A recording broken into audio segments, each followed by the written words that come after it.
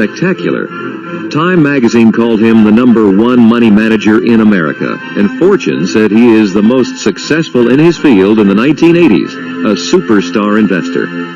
If you had invested $10,000 in 1977 when Peter Lynch became manager of the fund, your investment would be worth $240,000 as of mid-1989.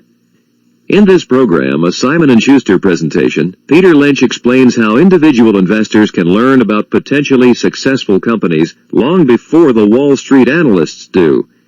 This jump on the experts is what can produce a 10-bagger, a stock that appreciates tenfold or more, the stock that turns an average portfolio into a star performer. Whether you're an experienced investor or just starting out, Peter Lynch will help you to pick out winning stocks. Who knows? A 10-bagger may be right around the corner. At this point, I'm supposed to promise I'll share the secrets of my success as a professional stock market investor. But rule number 1 is stop listening to professionals. 20 years in this business has convinced me that any normal person, using the customary 3% of his or her brain power, can pick stocks as well, if not better, than the average Wall Street expert. I know you don't expect the plastic surgeon to advise you to do your own facelift.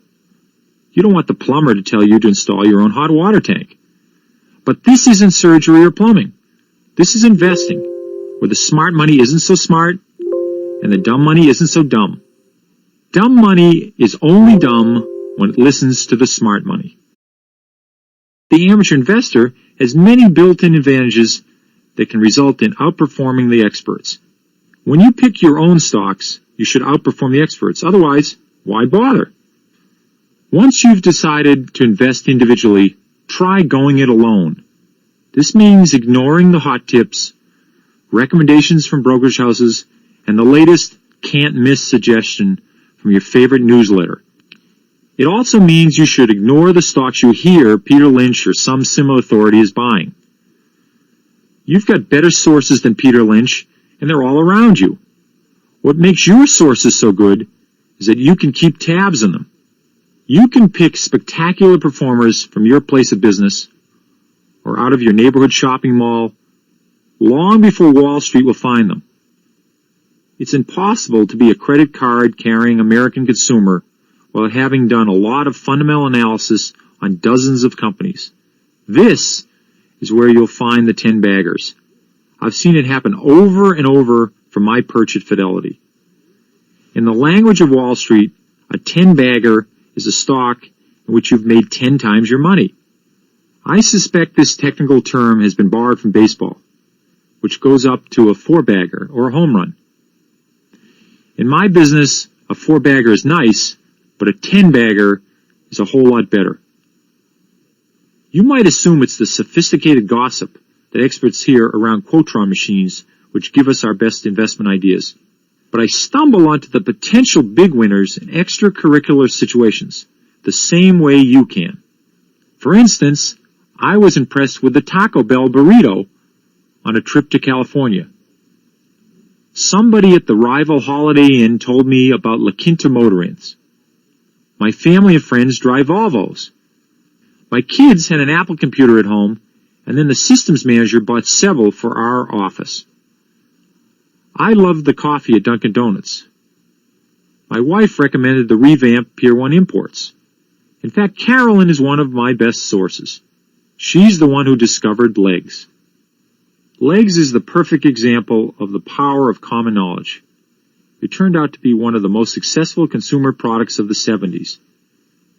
In the early part of that decade, I was working as a securities analyst at Fidelity. I knew the textile business. I visited textile plants, calculated profit margins, and learned the esoterica of warps and woofs. But none of this information was as valuable as Carolyn's. I didn't find Legs in any of my research. She found it by going to the grocery store. Carolyn didn't need to be a textile analyst to realize that Legs was a superior product. All she had to do was buy a pair and try them on. 2 or 3 years after the product was introduced, you could have walked into any one of thousands of supermarkets and realized this product was a bestseller. From there, it was easy enough to find out that Legs was made by Hanes, and Hanes was listed on the New York Stock Exchange. Hanes turned out to be a six-bagger before it was taken over by Consolidated Foods, which is now called Sara Lee. Legs still makes a lot of money for Sara Lee and has continued to grow consistently over the past decade. I'm convinced Hanes would have been a 50-bagger if it hadn't been bought out. You didn't have to know about Legs from the outset. You could have bought Hanes stock during the first, second, or third year after Legs went nationwide, and you could have tripled your money. The nice thing about investing in familiar companies like Legs or Dunkin' Donuts is that when you try on the stockings or sip the coffee, you're doing the kind of basic analysis Wall Street analysts are paid to do. Visiting stores and testing products is one of the critical elements of an analyst's job. During a lifetime of car buying, you develop a sense of what's good and what's bad. If you don't know about cars, you do know about something else. Why wait for the Merrill Lynch restaurant expert to recommend Dunkin' Donuts when you've already noticed 8 new franchises opening up in your area? The Merrill Lynch analyst isn't going to notice Dunkin' Donuts until the stock has gone from $2 to $10. But you noticed it when the stock was at $2. For some reason, amateur investors usually don't consider eating donuts a sophisticated initial investigation into equities. People seem more comfortable investing in something they know nothing about. There seems to be an unwritten rule on Wall Street. If you don't understand it, put your life savings into it. Shun the enterprise around the corner, which can be observed, and seek out the one making an incomprehensible product. Does this mean I think you should buy shares in every business with a hot product? The answer is no. Finding the promising company is the first step. The next step is doing the research. The Fidelity Magellan mutual fund has risen over 24-fold per share during the last 12 years. This is partly due to some of the little-known, out-of-favor stocks I've discovered and researched on my own. Any investor can benefit from the same tactics. It doesn't take much to outsmart the smart money, which, as I've said, isn't always so smart. Before you think about buying stocks, you should answer some basic questions about the market. How much do you trust corporate America? Do you need to invest in stocks? What do you expect to get from them? Are you a short-term or a long-term investor? How will you react to sudden price drops? Do you believe stocks are riskier than bonds? It's best to define your objectives and clarify your attitudes before you begin investing. You are a potential market victim if you're undecided and lack conviction.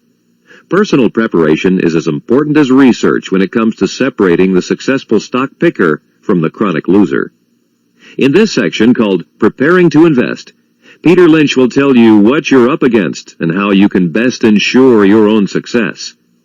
Chapter 1, The Making of a Stock Picker. There's no such thing as a hereditary knack for picking stocks. Many would like to blame their losses on a genetic flaw. They believe others are somehow born to invest. My own history refutes that idea. There was no ticker tape above my cradle, and I didn't teethe on the stock pages. Most of my relatives distrusted the stock market. My mother was the youngest of 7 children, and my aunts and uncles reached adulthood during the Great Depression. They had first-hand knowledge of the crash of 1929. Distrust of stocks was the prevailing American attitude throughout the 1950s and into the 1960s. During that time, the market tripled and then doubled again. This period was truly the greatest bull market in history, not the 1980s. My father died when I was 10 and my mother had to go to work. I wanted to help out, so I got a part-time job as a caddy. I began to understand the more important aspects of caddying when I was in high school. My clients were the presidents and CEOs of major corporations including Gillette, Polaroid, and more to the point, Fidelity. In helping D. George Sullivan find his ball, I was helping myself to find a career. The golf course was the next best thing to being on the floor of a major exchange. After my clients sliced the drive, they would enthusiastically describe their latest investment. The happy stories I heard on the fairways made me rethink the family position that the stock market was a place to lose money. Many of my clients seemed to be making money in the stock market. I continued to caddy throughout high school and into college. I was on the liberal arts side of Boston College, avoiding all the required math and accounting courses, the normal preparations for business. Instead, I studied metaphysics, logic, and philosophy, along with history, psychology, and political science. Investing in stocks is an art, not a science. People trained to rigidly quantify everything are at a disadvantage. If stock picking could be quantified, you could rent time on the nearest Cray computer and make a fortune. But it doesn't work that way. I applied for a summer job at Fidelity during my senior year. This was at Mr. Sullivan's suggestion, Fidelity's president for whom I had caddied. I was thrilled to be hired at Fidelity. Some interns like me were put to work researching companies and writing reports just like the regular analysts. The whole business was suddenly demystified. Even a liberal arts major can analyze a stock. I went to Wharton after that interlude at Fidelity more skeptical than ever about the value of academic stock market theory. It seemed to me that most of what I was learning at Wharton could only help you fail in the investment business. I studied statistics, advanced calculus, and quantitative analysis. Quantitative analysis taught me that the things I saw happening at Fidelity couldn't really be happening. It was also obvious that the Wharton professors who believe in academic theories weren't doing nearly as well as my new colleagues at Fidelity. So I cast my lot with the practitioners, and my distrust of theorizers continues to this day. After serving my ROTC-required 2-year hitch in the Army, I rejoined Fidelity as a research analyst in 1969. I was promoted to Director of Research in 1974, and in May 1977, I took over the Fidelity Magellan Fund. Fidelity Magellan had $20 million in assets and 40 stocks in the portfolio. My boss suggested I reduce the number to 25. I listened politely and raised the number to 60. 6 months later to 100. Soon after that to 150 stocks. I didn't do it to be contrary. I did it because I couldn't resist buying a bargain. There were bargains everywhere in those days. My portfolio continued to grow. Instead of settling for a couple of savings and loans, I bought them across the board after determining each was a promising investment. It wasn't enough for me to invest in one convenience store. I just had to buy Circle K, National Convenience, Shop and Go, and Hoppin' Foods, to mention a few. Pretty soon I became known as the Will Rogers of Equities, a man who never saw a stock he didn't like. Since I own 1,400 now, I guess they have a point. Actually, Will Rogers may have offered the best bit of advice about stocks. He said, "Don't gamble. Take all your savings and buy some good stock, and hold it till it goes up. Then sell it. If it don't go up, don't buy it." Chapter 2. The Wall Street Oxymorons. To the list of famous oxymorons, which includes military intelligence, learned professor, deafening silence, and jumbo shrimp, I'd add professional investing. It's important to view the profession with skepticism. Since 70% of the shares in major companies are controlled by institutions, you're competing against oxymorons whenever you buy or sell stock. This is a lucky break for you. There are many cultural, legal, and social barriers limiting the professionals. Of course, not all professionals are oxymoronic. There are innovative fund managers who invest as they please, but the majority of the professional investors are hemmed in by the rules. The virtues of every spectacular stock I've found were so obvious that 99 out of 100 professionals would have wanted to add it to their portfolios. But for reasons I'm about to describe, they couldn't. There are simply too many obstacles between the professional investors and the 10 baggers. Take the Limited, for example. This company went public in 1969. Only one analyst followed the company for 5 years. A second analyst, Maggie Gilliam, noticed it in 1974. The first institution bought shares in the Limited in the summer of 1975 when there were 100 Limited stores open for business across the country. By 1979, 10 years after going public and having sustained a brilliant record, only 2 institutions had bought the stock. 400 Limited stores were doing a thriving business in 1981, and only 6 analysts were covering the company. When the stock hit its high of 9 in 1983, long-term investors were up 18-fold from 1979. The price fell to $5 a share in 1984. The company was still doing well. Investors got another chance to buy in. As I'll explain later, if a stock is down but the fundamentals are good, it's best to hold on and better to buy more. It wasn't until 1985, with the stock back up to $15 a share, that analysts put the limit on their buy lists. Aggressive institutional buying helped send the shares up to over $52, far beyond what the fundamentals justified. By then, there were more than 30 analysts on the trail. Many arrived just in time to see the limited drop. Contrast the story of the limited with the 56 brokerage analysts normally covering IBM. You haven't spent much time on Wall Street if you think the average Wall Street professional is looking for reasons to buy exciting stocks. The rare professional has the guts to buy into an unknown company. In fact, choosing between the chance to make a large profit on an unknown company and the assurance of losing a small amount on an established company, most fund managers jump at the established company. Success is one thing, but it's more important not to look bad if you fail. There's an unwritten rule on Wall Street which states, you'll never lose your job losing your client's money in IBM. Whenever fund managers do decide to buy something exciting, they may be held back by rules and regulations. Some bank trust departments won't allow stock purchases in companies with unions. Others won't invest in specific industry groups.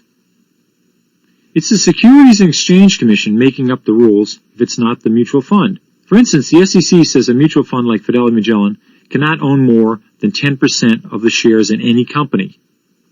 It also says we cannot invest more than 5% of the fund's assets in any one stock. These restrictions are well-intentioned. They protect against the fund putting all its eggs in one basket. They also protect against the fund taking over a company. But the secondary result is that the larger funds are forced to limit themselves to the very large 500 companies out of the over 10,000 companies that are publicly traded. Fidelity Magellan has continued to compete successfully. For this, I have to thank the fast-growing stocks, the turnaround opportunities, and the out-of-favor enterprises I've found.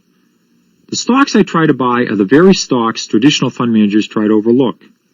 In other words, I continue to think like an amateur as frequently as possible.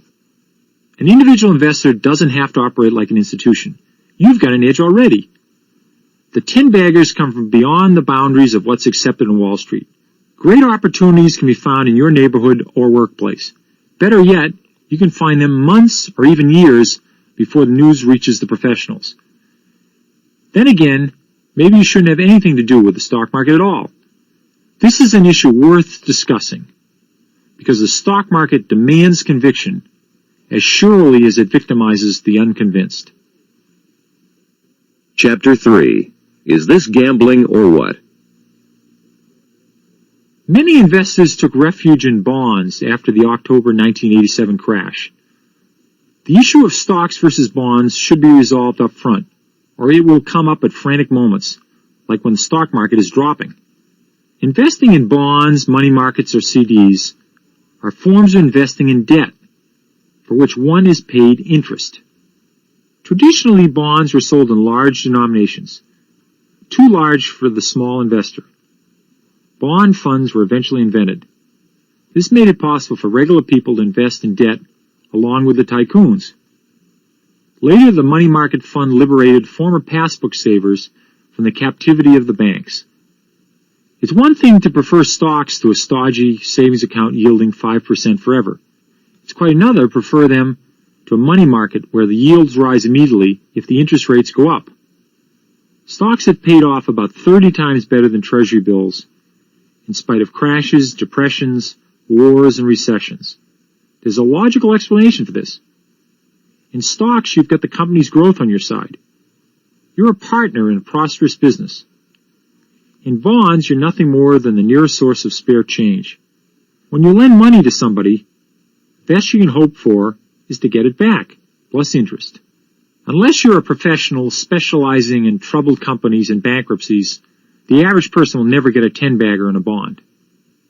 Ah, yes, you say. But what about the risks?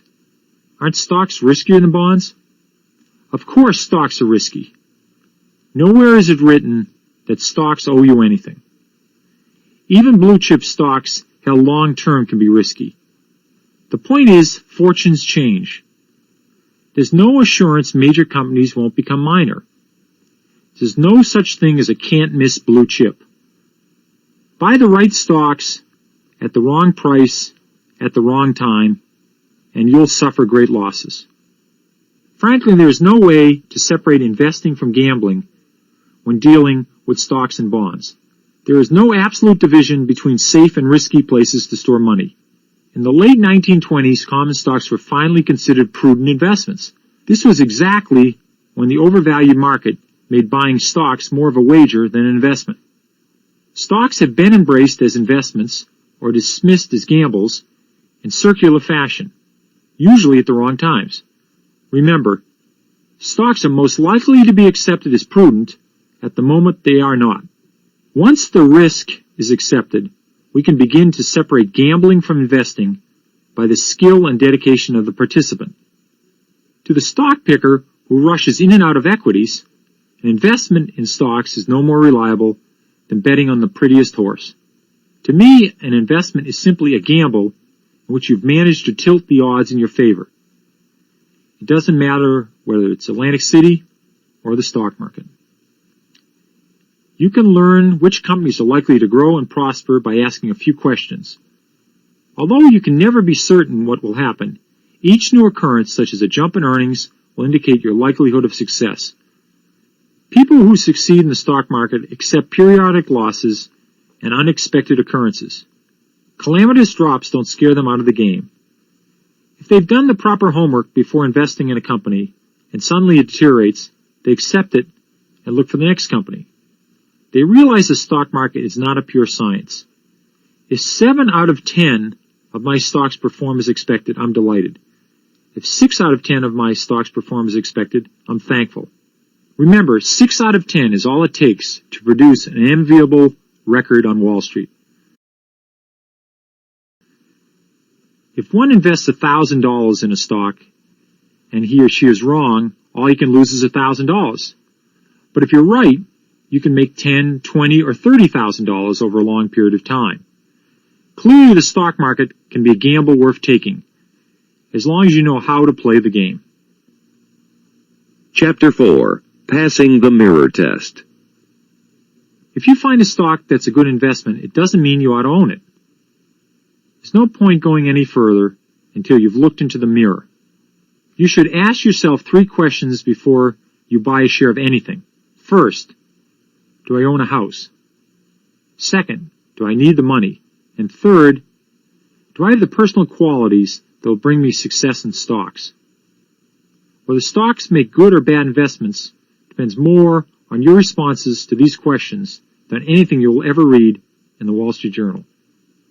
You should consider buying a house before you invest any money in stocks. A house is the one good investment almost everyone manages to make, and it is a money maker 99 times out of 100. Houses, like stocks, are most likely to be profitable when they're held for a long period of time. Unlike stocks, houses are likely to be owned by the same person for a number of years.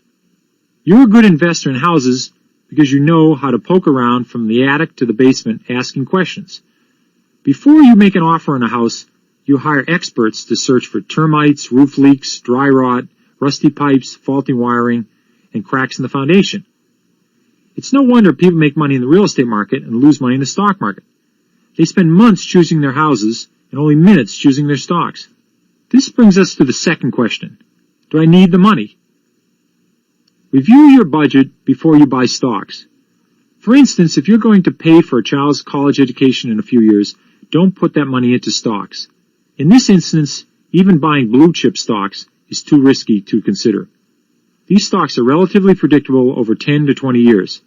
But as to whether they're going to be higher or lower in 2 to 3 years, well, you might as well flip a coin. Blue chips can fall and stay down for as long as 5 years. If you've invested in blue chips and the market hits a banana peel, well, your kid is going to go to night school. Maybe you're an older person living on a fixed income. Stay out of the stock market.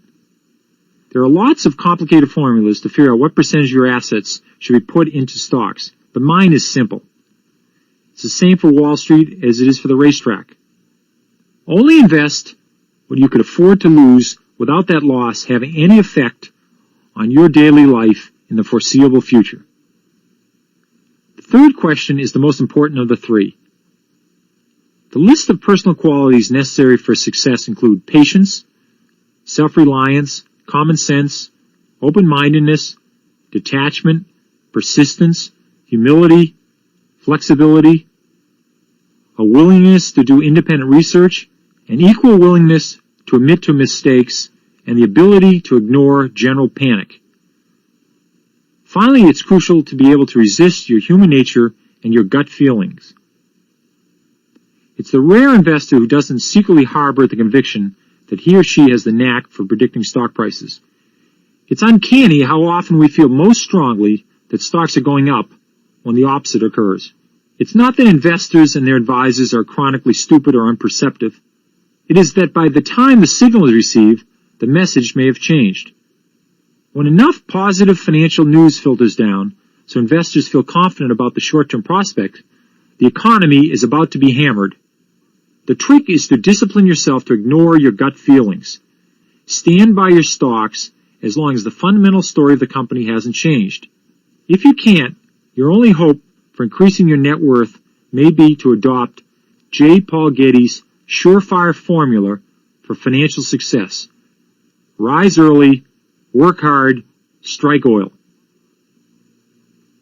Chapter 5. Is this a good market? Please don't ask. Each time after I've given a speech, somebody asks me if we're in a good or bad market. For every person who wants to know if Goodyear Tire is a solid or attractively priced company, 4 more want to know if the bull is alive and kicking. I always tell them the only thing I know about predicting markets is that each time I'm promoted, the market goes down. As soon as those words are launched from my lips, somebody else asks me when I'm due for another promotion. Obviously, you don't have to predict the stock market to make money in stocks. I've sat at my Quotron through some of the worst drops, and I couldn't have foreseen them if my life depended on it. In the middle of the summer of 1987, I didn't warn anybody, least of all myself, about the imminent 1,000-point decline. I learned in graduate school that the market goes up 9% a year. Since then, it's never gone up 9% in a year. I've yet to find a reliable source to tell me how much it will go up or down. Another theory is that we have recessions every 5 years. It hasn't happened. I've looked in the Constitution, and nowhere is it written that every 5th year we must have recession. I'd love to know when we're going into recession. Unfortunately, when Future Man comes to Boston, I'm always on the road. I'd be able to adjust my portfolio. Things are never clear until it's too late. We always seem to be preparing ourselves for the last thing that's happened. This penultimate preparedness is our way of making up for the fact we didn't see the last thing coming along in the first place.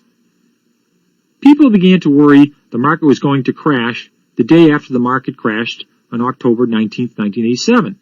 It had crashed. We survived it, and now we were petrified there'd be a replay. Those who got out of the market to ensure they wouldn't be fooled the next time were fooled again as the market went up. I don't believe in predicting markets. I believe in buying great companies, especially undervalued or underappreciated companies.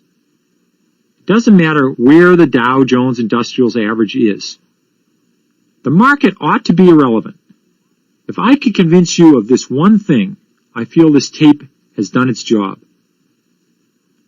I'd love to be able to predict markets and anticipate recessions. Since that's impossible, I'm satisfied to search out profitable companies. I've made money in lousy markets and lost money in great markets. Pick the right stocks and the market will take care of itself. I hope you'll remember the following points from this section on preparing to invest. Don't overestimate the skill and wisdom of professionals. Look for opportunities that haven't yet been discovered and certified by Wall Street. Invest in a house before you invest in a stock. Invest in companies, not in the stock market. Ignore short-term fluctuations. Large profits can be made in common stocks. Large losses can be made in common stocks. Predicting the economy is futile. Predicting the short-term direction of the stock market is futile. Long-term returns from stocks are relatively predictable and far superior to long-term returns from bonds. Common stocks aren't for everyone. The average person is exposed to interesting local companies and products years before the professional. Having an edge will help you make money in stocks. This section is about how to exploit an edge and develop the story on a company. The first step is to determine what kind of stock you're considering. 6 stock categories are discussed, including what you can expect to gain from each type. Developing the story requires some research.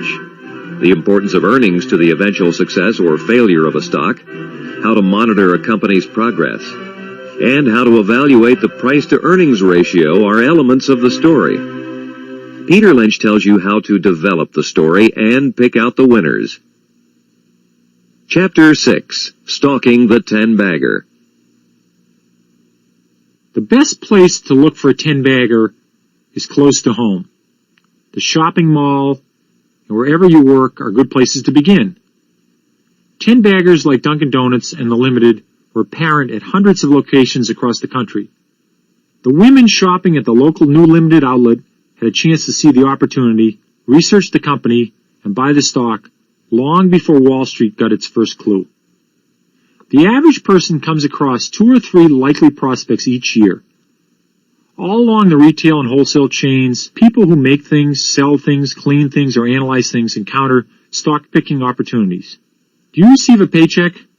Automatic Data Processing is a company which processes 9 million paychecks a week for 180,000 small and medium-sized companies.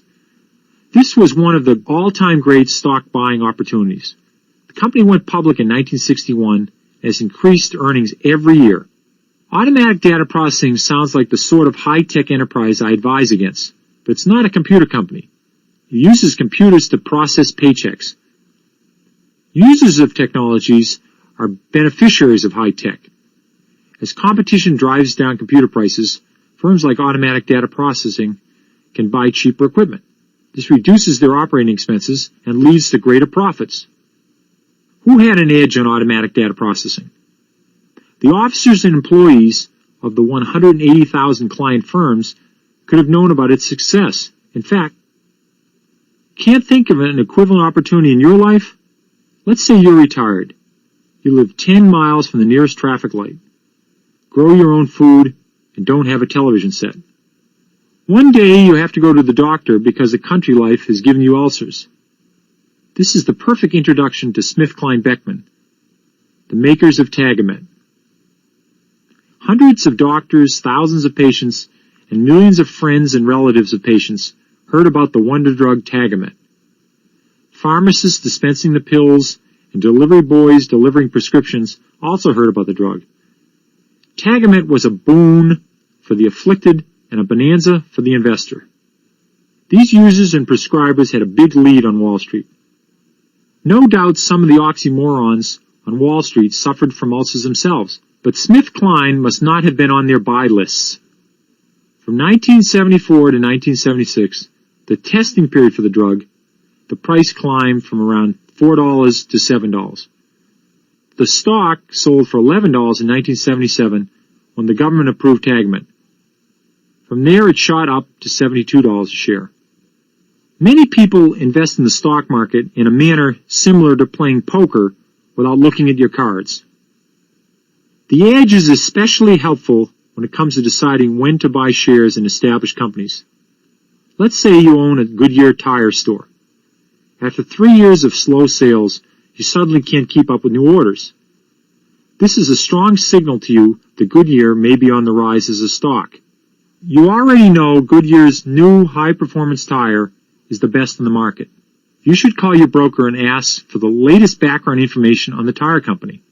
Don't wait for your broker to call you. When he calls, he'll want to tell you about a company like Wang Laboratories. What good is a Wang tip to you unless you work in a computer-related job? What do you know that thousands of other people don't know a lot better? If the answer is nothing, then you don't have an edge in Wang. But if you sell, make, or distribute tires, you've got an edge in Goodyear.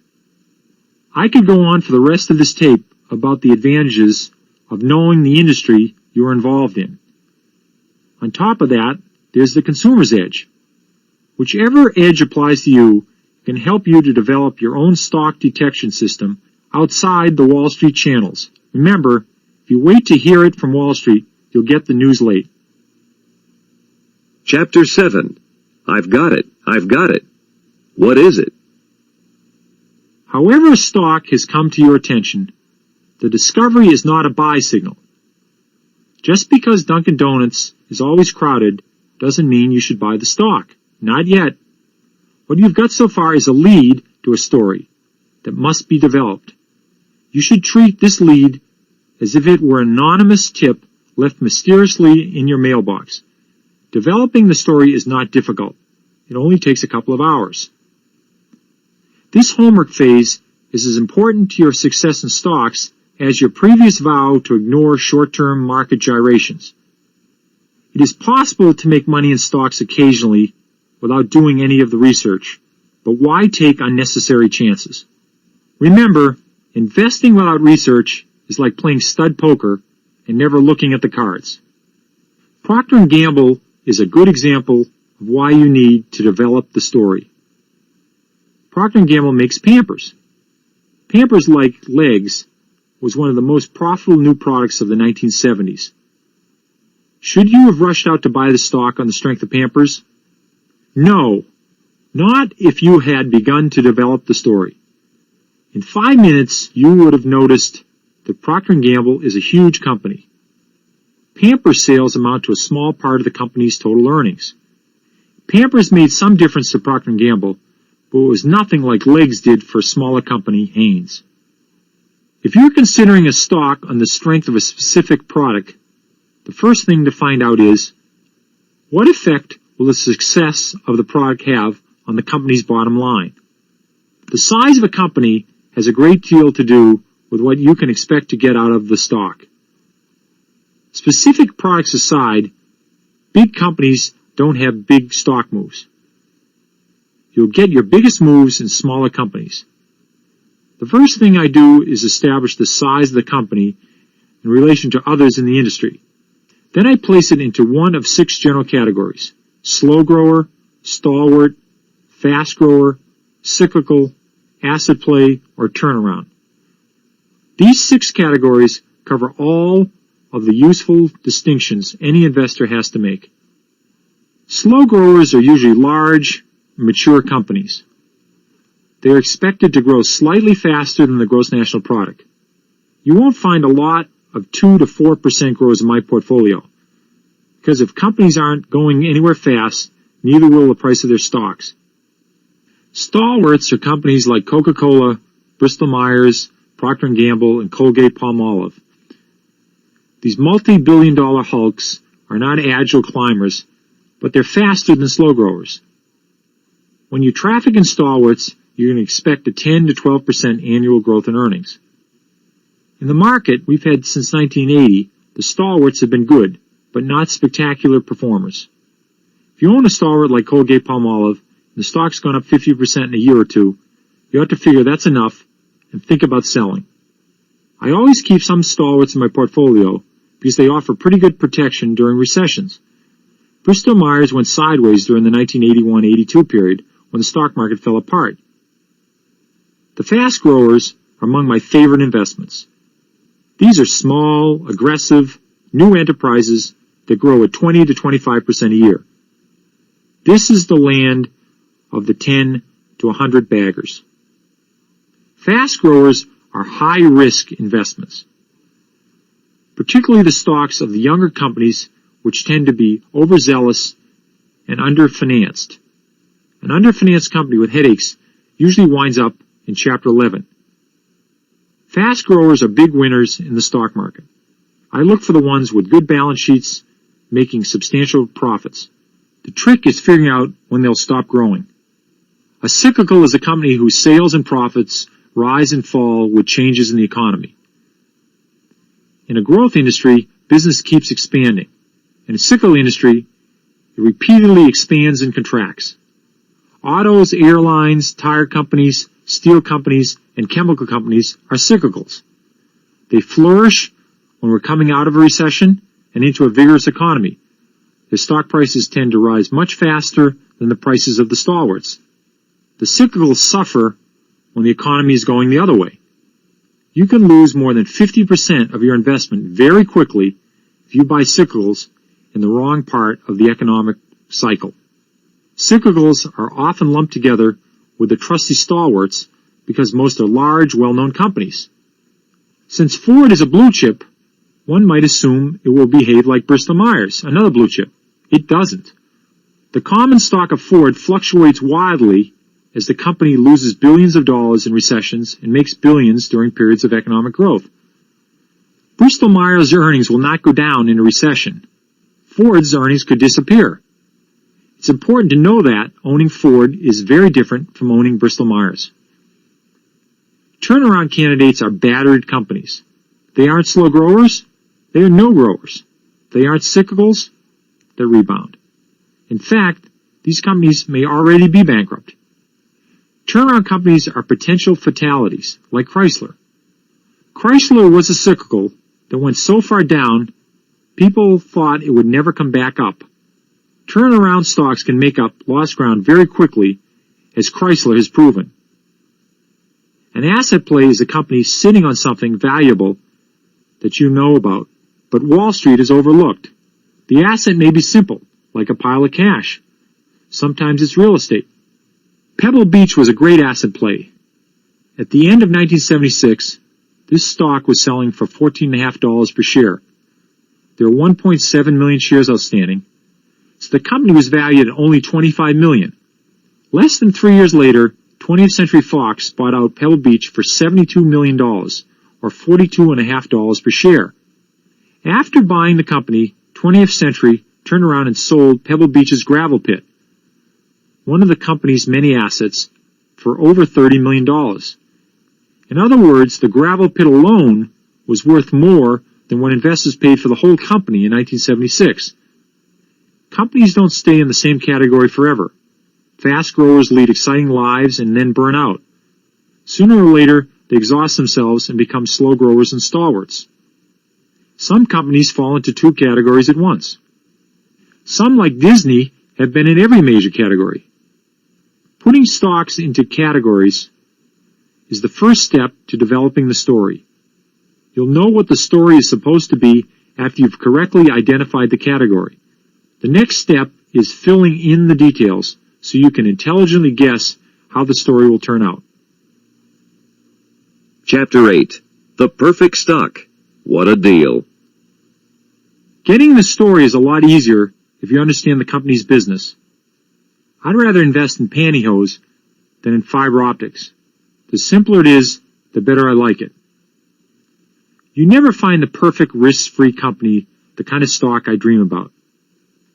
But you can recognize favorable attributes which will greatly increase your likelihood of success. The following discussion covers 13 of the most favorable attributes you should look for.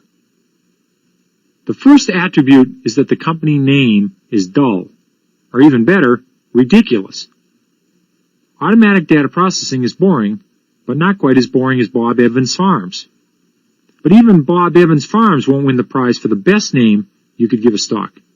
Pep Boys, Manny Mo and Jack is the most promising name I've ever heard.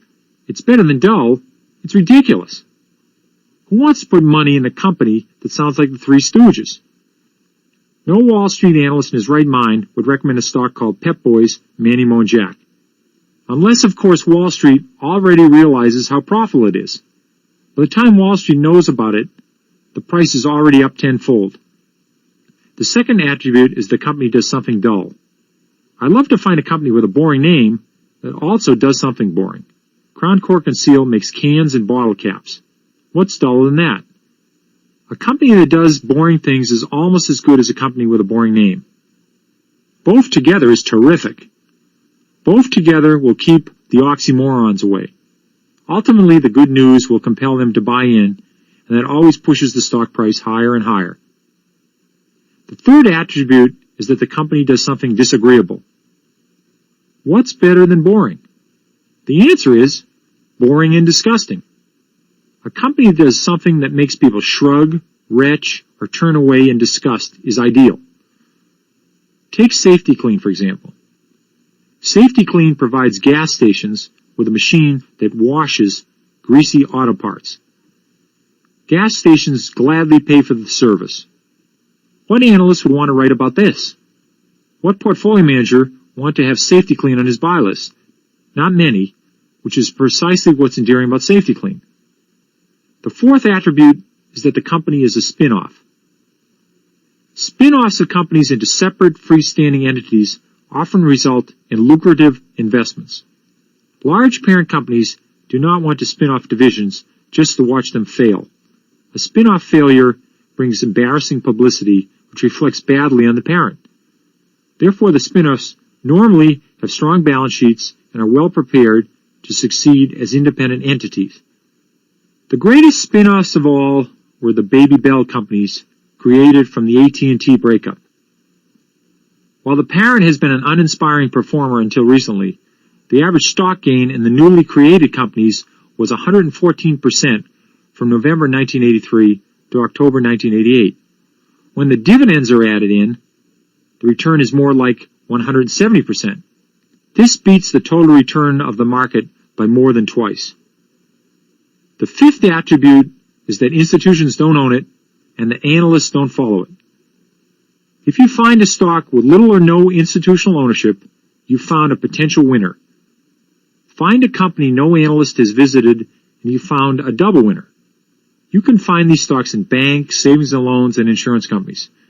There are thousands of these opportunities, but Wall Street keeps up with less than 100. The sixth attribute is that there are negative rumors about the company, like it's involved with toxic waste and or the mafia. It's hard to think of a more perfect industry than waste management.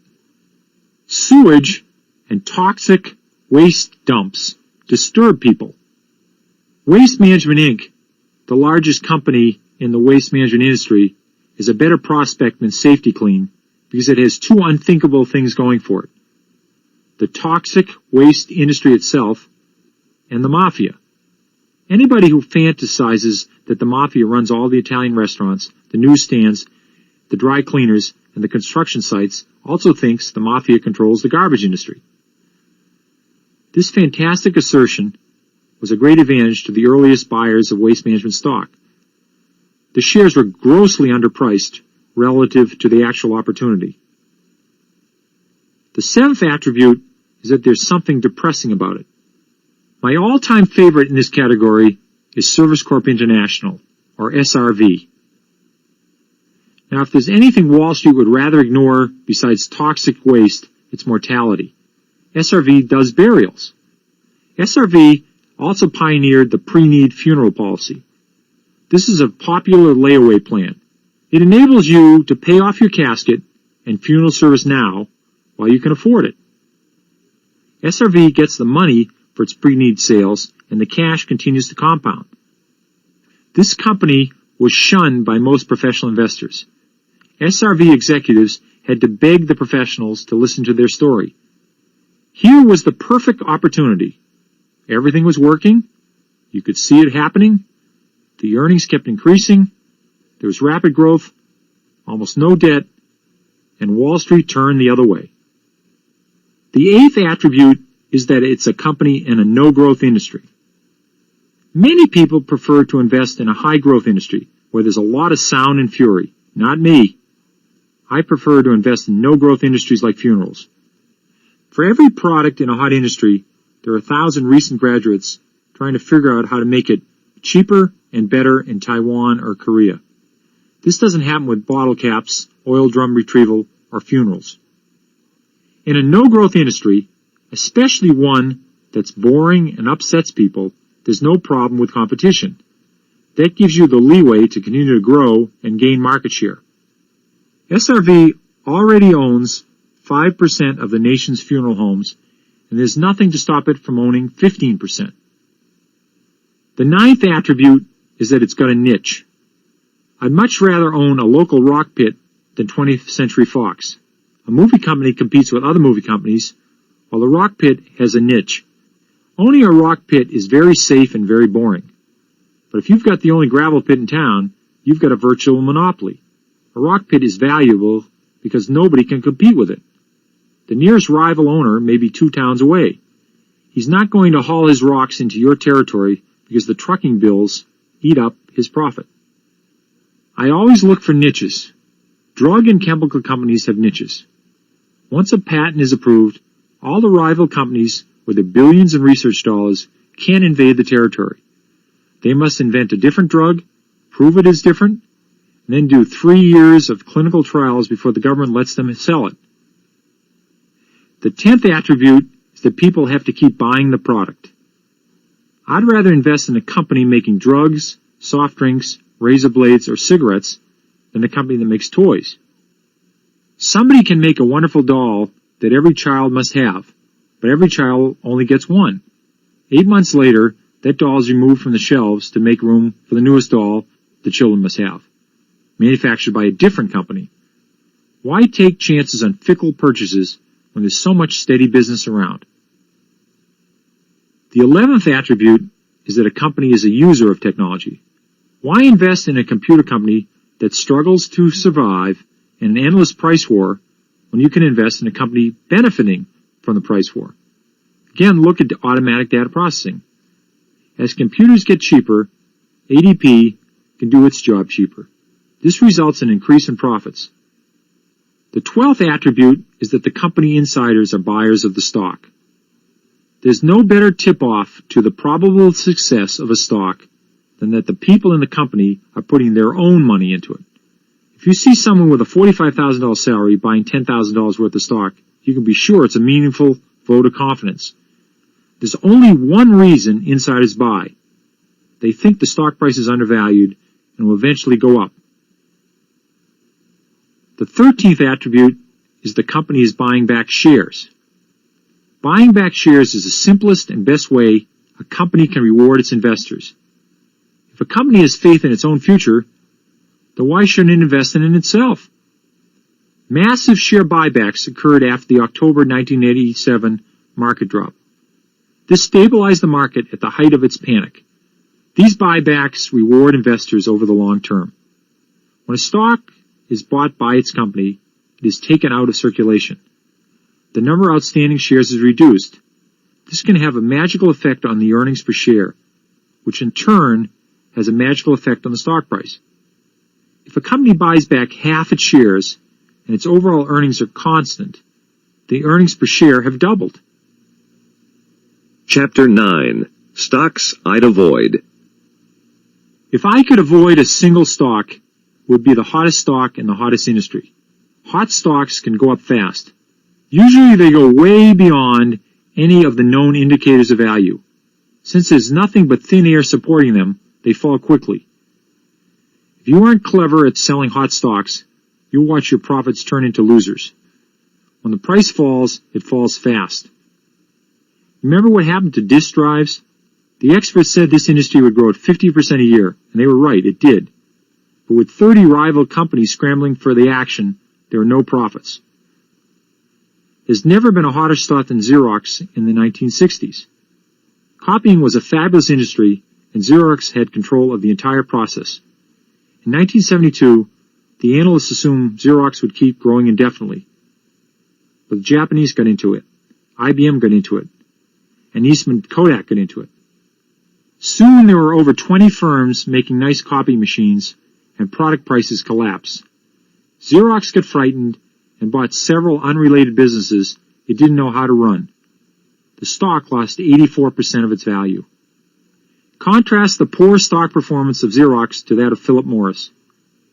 Philip Morris sells cigarettes, a negative growth industry in the U.S. Over the past 15 years, Xerox dropped from $160 to $60 a share, while Philip Morris rose from 14 to over 140. Philip Morris increases its earnings by expanding its market share abroad, by raising prices, and by cutting costs. Philip Morris has found its niche. Negative growth industries do not attract flocks of competitors. Another stock I'd avoid is a stock in a company that's been touted as the next IBM, the next McDonald's, or the next Disney. The next of something almost never is. whether on Broadway, the bestseller list, the National Basketball Association, or Wall Street. In fact, when people tout a stock as the next of something, it often marks the end of the prosperity for both the imitator and the original. When other computer companies were called the next IBM, you should have guessed IBM would have some terrible times. It has. Today, most computer companies are trying not to become the next IBM. Sometimes profitable companies prefer to blow their money on foolish acquisitions instead of buying back shares. I call this process diversification. The dedicated diversifier seeks out merchandise that is overpriced and beyond his realm of understanding. This ensures maximum losses. Consider the story of Melville and Genesco, two shoe manufacturers. One successfully diversified and one diversified. 30 years ago, Melville was making men's shoes for its own family of shoe stores. Sales grew as the company began to lease shoe departments and other stores, most notably in the Kmart chain. After years of experience in discount shoe retailing, the company launched into a series of acquisitions. They always established the success of one before proceeding with another. Melville bought CVS, a discount drugstore operation, in 1969, Marshall's, a discount apparel chain, in 1976, and KB Toys in 1981. During the same period, Melville reduced its number of shoe manufacturing plants from 22 to 1. Slowly but efficiently, a shoe manufacturer had transformed itself into a diversified retailer. Genesco, on the other hand, went off in a frenzy. Starting in 1956, it acquired Bonwit Teller, Henri Bendel, Tiffany, and Crest Variety stores. Then it got into security consulting, men's and women's jewelry, knitting materials, textile, and blue jeans. Genesco spread out into many forms of retailing and wholesaling while still trying to manufacture shoes. The company made 150 acquisitions from 1956 to 1973. These purchases greatly increased the company's sales. Genesco got bigger on paper, but its fundamentals were deteriorating. The difference in the strategies of these two companies ultimately showed up in their earnings and stock performances. Both stocks suffered from the 1973-1974 bear market, but Melville's earnings were growing steadily and its stock rebounded. It was a 30-bagger by 1987. Genesco's financial position continued to deteriorate after 1974. The stock has never come back. I get calls all the time from people who recommend solid companies from Magellan. Then they lower their voices as if to confide something personal, and they say, "There's this great stock I want to tell you about. It's too small for your fund, but you ought to look at it for your own account. It's a fascinating idea, and it could be a big winner." These are long shots, also known as whisper stocks. Often the whisper companies are on the brink of solving the latest national problems, the oil shortage, drug addiction, or AIDS. The solution is either very imaginative or impressively complicated. Whisper stocks have a hypnotic effect. The stories usually have emotional appeal. These stocks may go up before they come down, but they are lousy long-term propositions. I've lost money in each one of them I've bought. They have great story, but no substance. That's the essence of a whisper stock. Another stock I'd avoid is in a company selling 25 to 50% of its wares to a single customer. If the loss of one customer would be catastrophic to a supplier, be wary of investing in the supplier. Disk drive companies like Tandon were always on the brink of disaster because they were too dependent on a few clients. Chapter 10. Earnings, Earnings, Earnings. Let's say you notice Sensormatic, the company that invented the tag and buzzer system for foiling shoplifters. The Sensormatic stock rose from $2 to $42 as the business expanded between 1979 and 1983. Your broker tells you it's a small company and a fast grower. You've reviewed your portfolio and found 2 stalwarts and 3 cyclicals. What possible assurance do you have that Sensormatic will go up in price? And if you're buying, how much should you pay? What you're really asking is, what is it that makes a company valuable? Why will it be more valuable tomorrow than it is today? There are many theories, but to me, it always comes down to earnings and assets, especially earnings. Analyze a company's stock on the basis of earnings and assets is no different from analyzing a laundromat, a drugstore, or an apartment building. Although it's easy to forget sometimes, a share of stock is not a lottery ticket. It's part ownership of a business. When you buy stock in a fast-growing company, you're really betting on its chances to earn more money in the future. That's why investors seek out promising fast growers. They bid the stocks up even when the companies are earning very little. People may wonder what the Japanese are doing, but the earnings will decide the fate of a stock. People may bet on the hourly wiggles in the market, but it's the earnings that waggle the wiggles over the long term. Any serious discussion of earnings involves the price-to-earnings ratio, also known as the PE ratio. This ratio is a numerical shorthand for the relationship between the stock price and the earnings of the company. The PE ratio for the stock is listed in the daily stock tables of most major newspapers. Like the earnings line, the PE ratio is often a useful tool to help you determine whether the stock is fairly priced in relation to the company's money-making potential. The PE ratio we thought of as a number of years it will take the company to earn back the amount of your initial investment, assuming the company's earnings stay constant. If you buy shares in a company selling at 2 times earnings, or at a PE of 2, your initial investment is earned back in 2 years. If you buy shares in a company selling at 40 times earnings, or a PE of 40, it takes 40 years to accomplish the same thing. With all the low PE opportunities around, why would anyone buy a stock with a high PE? The only reason is because they're looking for a fast grower. They're investing in the company's potential. You'll also find that the PE levels tend to be low for slow growers and high for fast growers. The cyclicals vacillate in between. If you remember only one point about PE ratios, you should remember to avoid stocks with excessively high PEs. An extremely high PE is a handicap to a stock most of the time. Company PE ratios do not exist in a vacuum. The stock market has its own collective PE ratio, which is a good indicator of whether the market at large is over or undervalued. I know I've already advised you to ignore the market, but when you find a few stocks are selling at inflated prices, it's likely that most stocks are selling at inflated prices. That's what happened before the big drop in 1973 and 74, and also in 1987. How can you predict future earnings?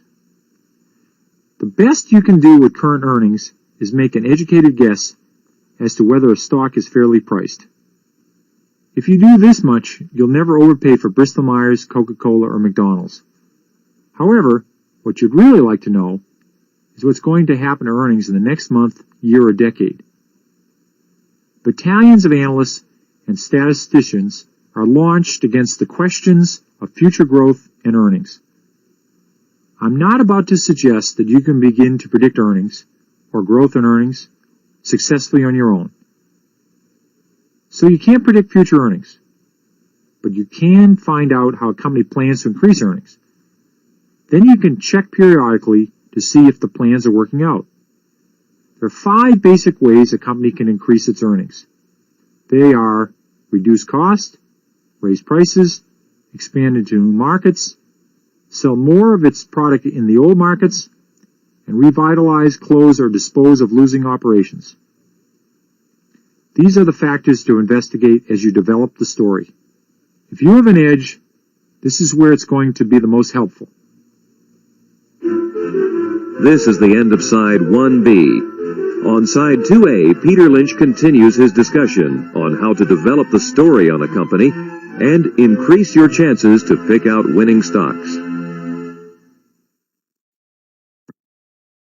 Chapter 11, the 2-minute drill.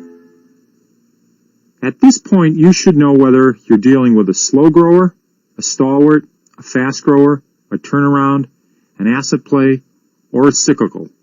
The price-earnings ratio has given you a rough idea of whether the stock is currently undervalued or overvalued relative to its immediate prospects. The next step is to learn what the company is doing to bring about added prosperity, increased growth, or whatever happy event is expected to occur. This is known as the story. Something dynamic must happen to keep the earnings moving along. The more certain you are about what that something is, the better you'll be able to follow the script. Analyst reports and short essays in the publication value line provide the professional version of the story. But you can develop your own detailed script if you've got an edge on the company. Before buying a stock, everyone should be able to give a short monologue summarizing why they're interested in the company. The following sample monologues are examples of ones that have worked well for me in the past few years.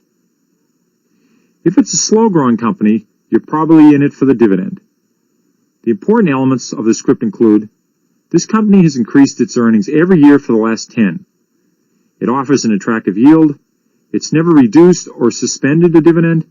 In fact, it's raised a dividend during good times and bad. It's a telephone utility, so the new cellular operations may add a kicker to the growth rate.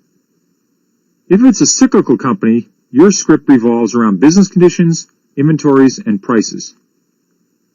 There has been a 3-year slump in the auto industry, but this year things have turned around.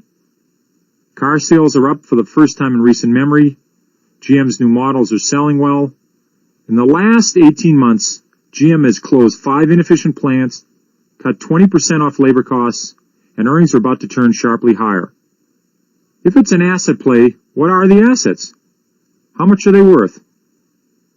The stock sells for $8, but the video cassette division alone is worth $4 a share, and the real estate is worth another $7. That's a bargain. I'm getting the rest of the company for -3. Insiders are buying, the company has steady earnings, and there's no debt to speak of. If it's a turnaround, has the company taken action to improve its fortunes? Is the plan working? General Mills has made great progress in curing its diversification. It's gone from 11 businesses to 2.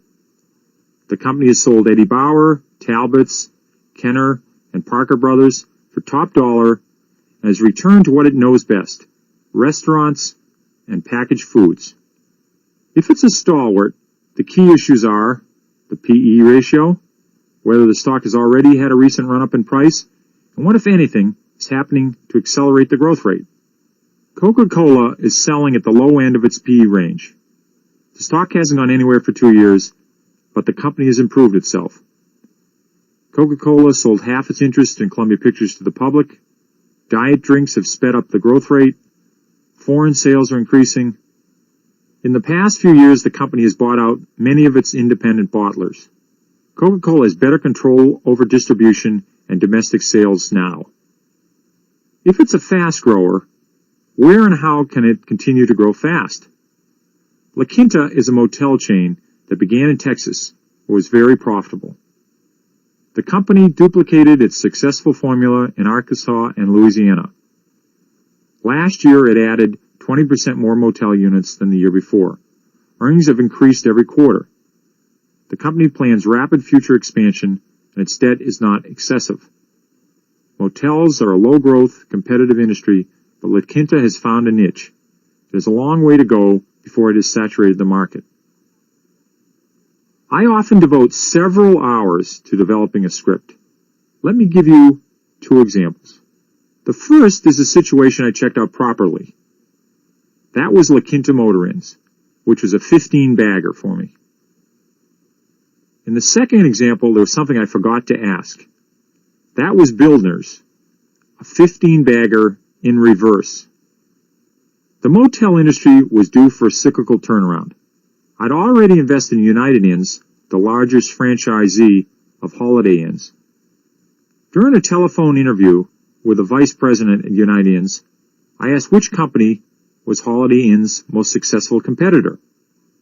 Asking about the competition is one of my favorite techniques for finding promising new stocks. Muckamucks speak negatively about the competition most of the time. But when an executive of one company admits he's impressed by another company, you can bet the competitor is doing something right. Laquinta Motor Inns, Vice President of United Inns Enthused, they're doing a great job. They're killing us in Houston and in Dallas. That was the first time I had ever heard of Laquinta. I wanted to know what the story was. The concept was simple. Laquinta offered rooms of Holiday Inn quality at lower prices. Laquinta had eliminated the wedding area, the conference rooms, the large reception area, the kitchen area, and the restaurant. Excess space contributing nothing to profits while adding to the costs. Laquinta's idea was to install a Denny's or similar 24-hour place next door to each motel. Somebody else would worry about the food. Most hotels and motels lose money on their restaurants. Where was the niche? Laquinta had a specific target, the small businessman who didn't care for the budget motel, but didn't want to spend a lot of money either. If he had the choice, he'd rather pay less for the equivalent luxury of a Holiday Inn. Laquinta was there to provide the equivalent luxury, and at locations that are often more convenient to traveling businessmen. Because Laquinta's guests were business travelers, a high percentage of them booked rooms in advance. This gave Laquinta the advantage of a more predictable clientele. Nobody had captured this part of the market, the middle ground underneath the Hilton hotels and the Holiday Inns, but above the budget inns. Laquinta was a great story. They had been operating for several years by the time I heard about them. The original Laquinta had been duplicated in many different locations. The company was growing at an astounding 50% a year, and the stock was selling at a very attractive 10 times earnings multiple. This made it an incredible bargain. To top it off, I was delighted to discover that only 3 brokerage firms covered Laquinta. Also, less than 20% of the stock was held by institutions, another major positive. I followed up by spending 3 nights in 3 different Laquintas.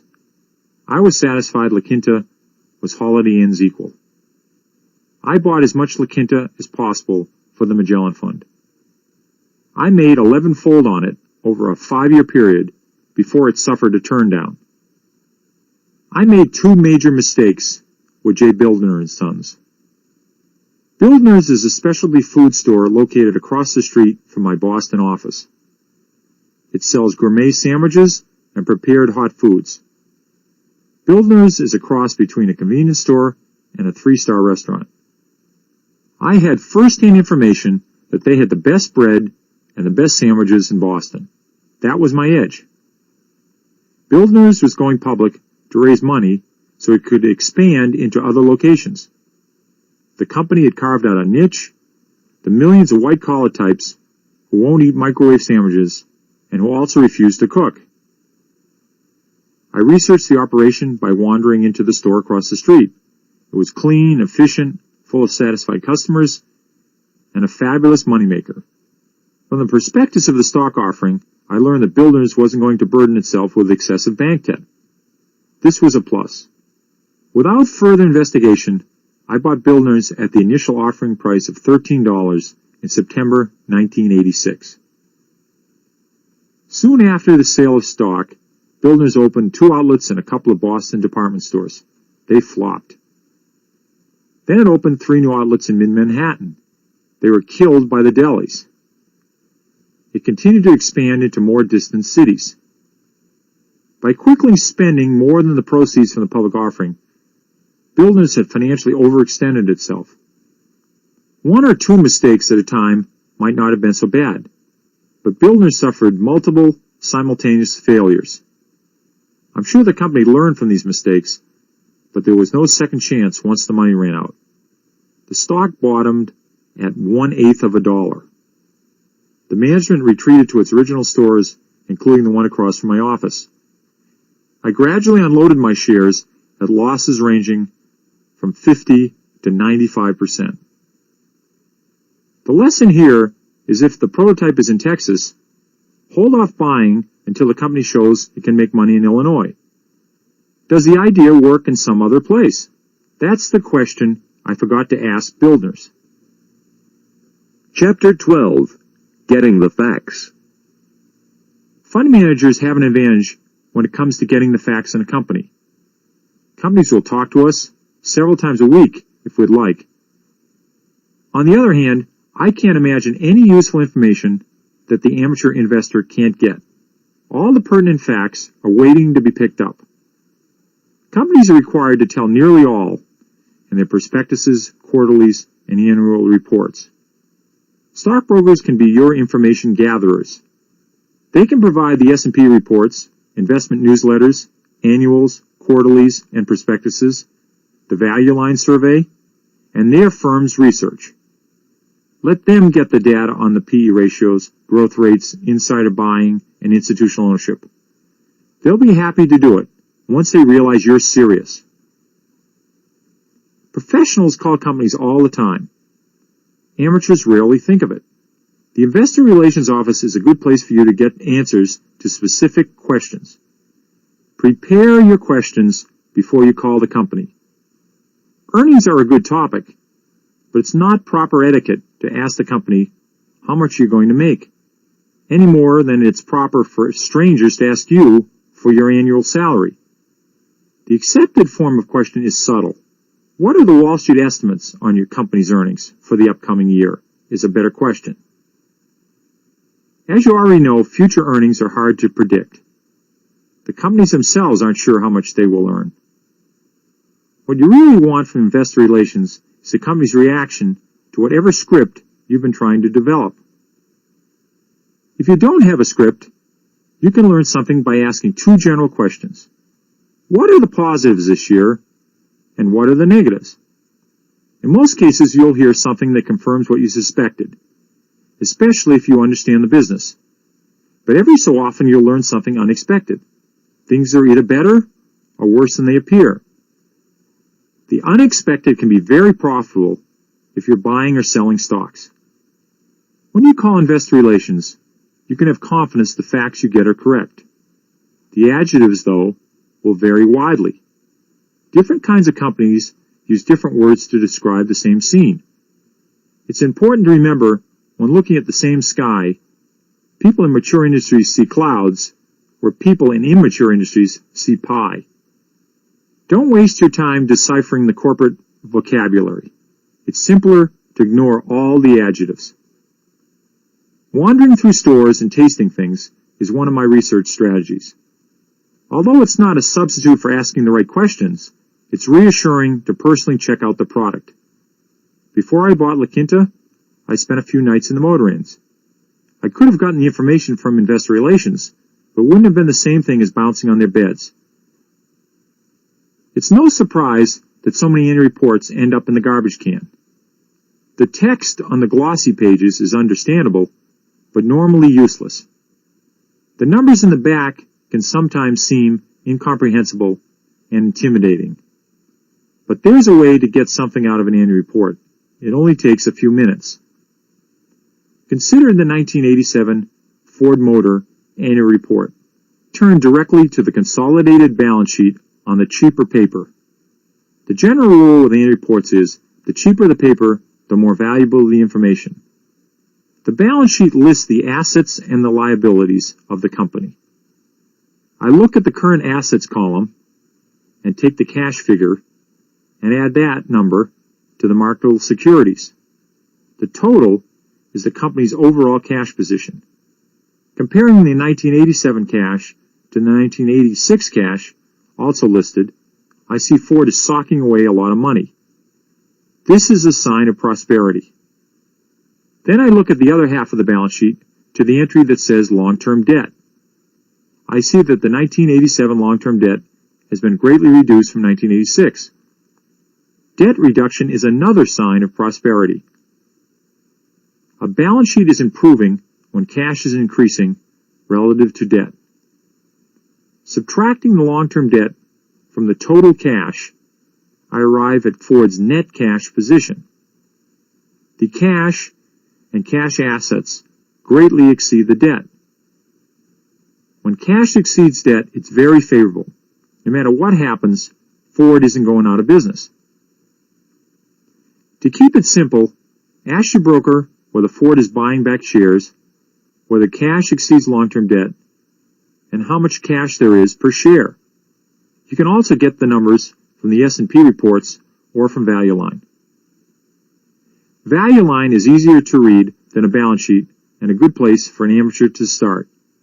It tells you about the cash and debt, summarizes the long-term record, so you can see what happened during the last recession. It also rates companies for financial strength on a scale of 1 to 5. This rating gives you an idea of a company's ability to withstand adversity. To summarize the material on the 2-minute drill and getting the facts, the difference between gambling and investing is knowing what you own, checking the financial condition, and constantly monitoring the story. Chapter 13. Some famous numbers. When a specific product arouses my interest in a company, the first thing I want to know is what the product means to the company. What % of sales does it represent? Legg sent Haynes' stock soaring because Haynes was a relatively small company. Pampers was a more profitable product than Legg's, but it didn't mean as much to the huge Procter & Gamble. We've already talked about the price-to-earnings ratio, but I want to add another bit of information. The P/E ratio of any fairly priced company will equal its growth rate. In general, a P/E ratio that's half the growth rate is very positive, and one that's twice the growth rate is very negative. We use this measure all the time to analyze stocks for the mutual funds. You want to know if a company's sitting on billions in cash. Let's look at Ford. In the last chapter, we established that Ford had loads of cash in relation to its long-term debt. Cash doesn't always make a difference. More often than not, there isn't enough of it to worry about. Nevertheless, it's always advisable to check the cash position as part of your research. How much does a company owe? How much does it own? Debt versus equity. It's the kind of thing a loan officer wants to know about you when deciding whether you're a good credit risk. A normal corporate balance sheet has two sides. The left side lists the assets. The right side shows how the assets are financed. The right side can be divided into debt and equity. One quick way to determine the financial strength of a company is to compare the equity with its total debt. I pay special attention to the debt factor in turnarounds and troubled companies.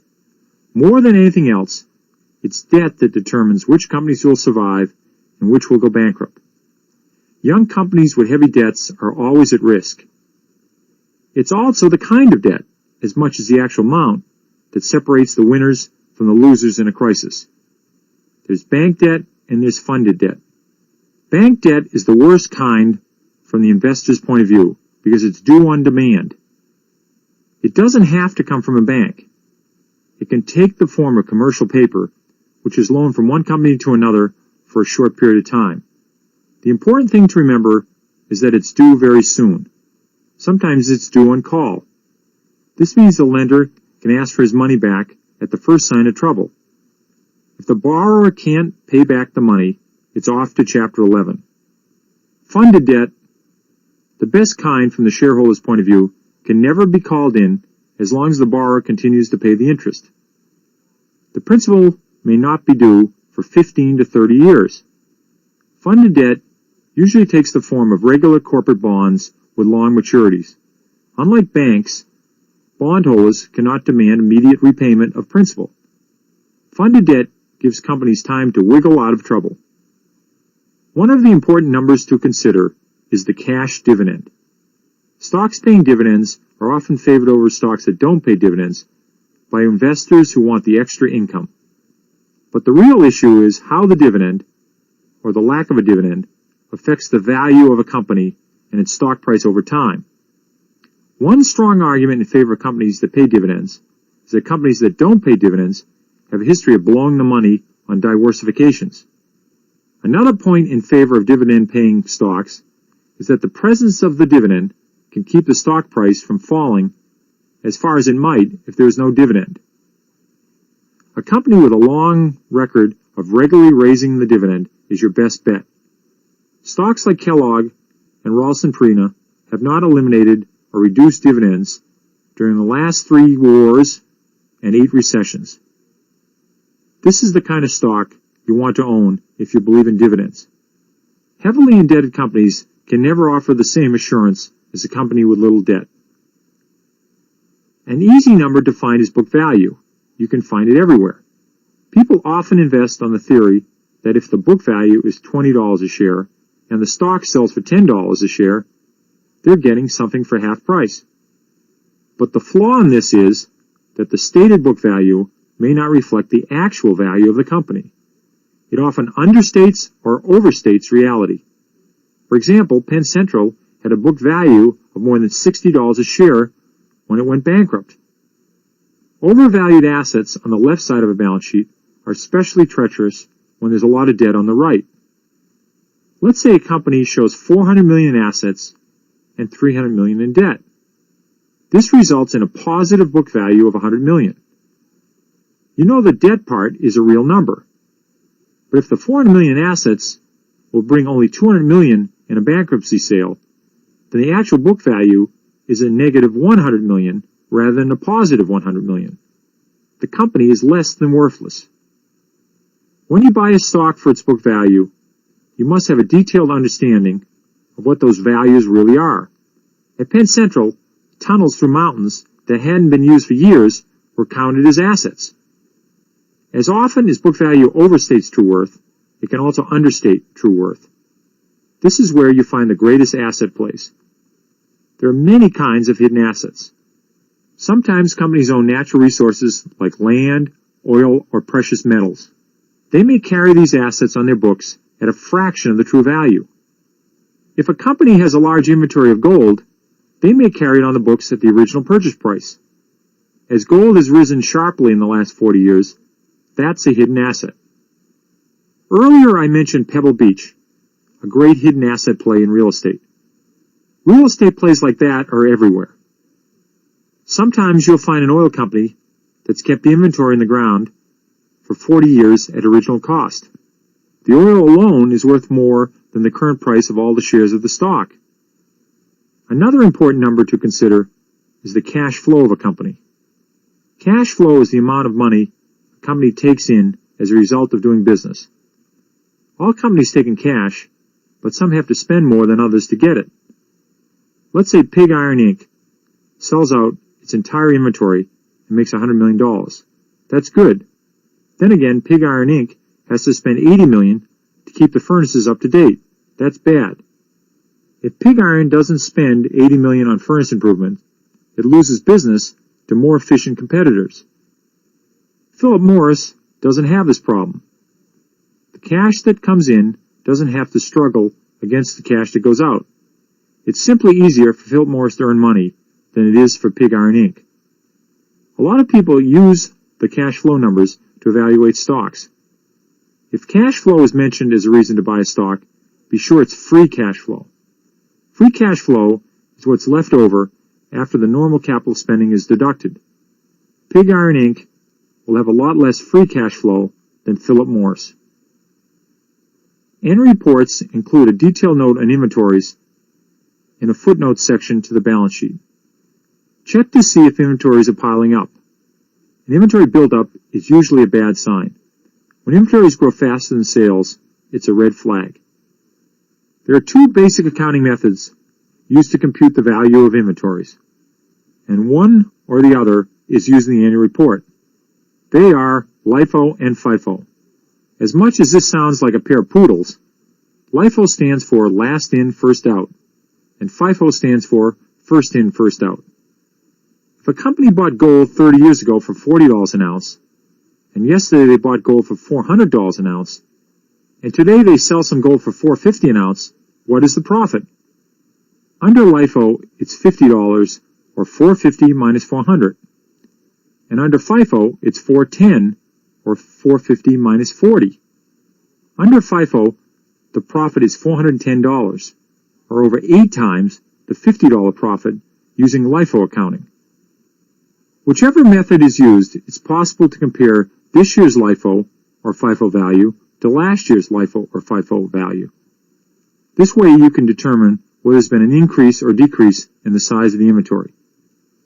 One of the most popular misconceptions in Wall Street is that the word growth is synonymous with the word expansion. This leads people to overlook some great growth companies like Philip Morris.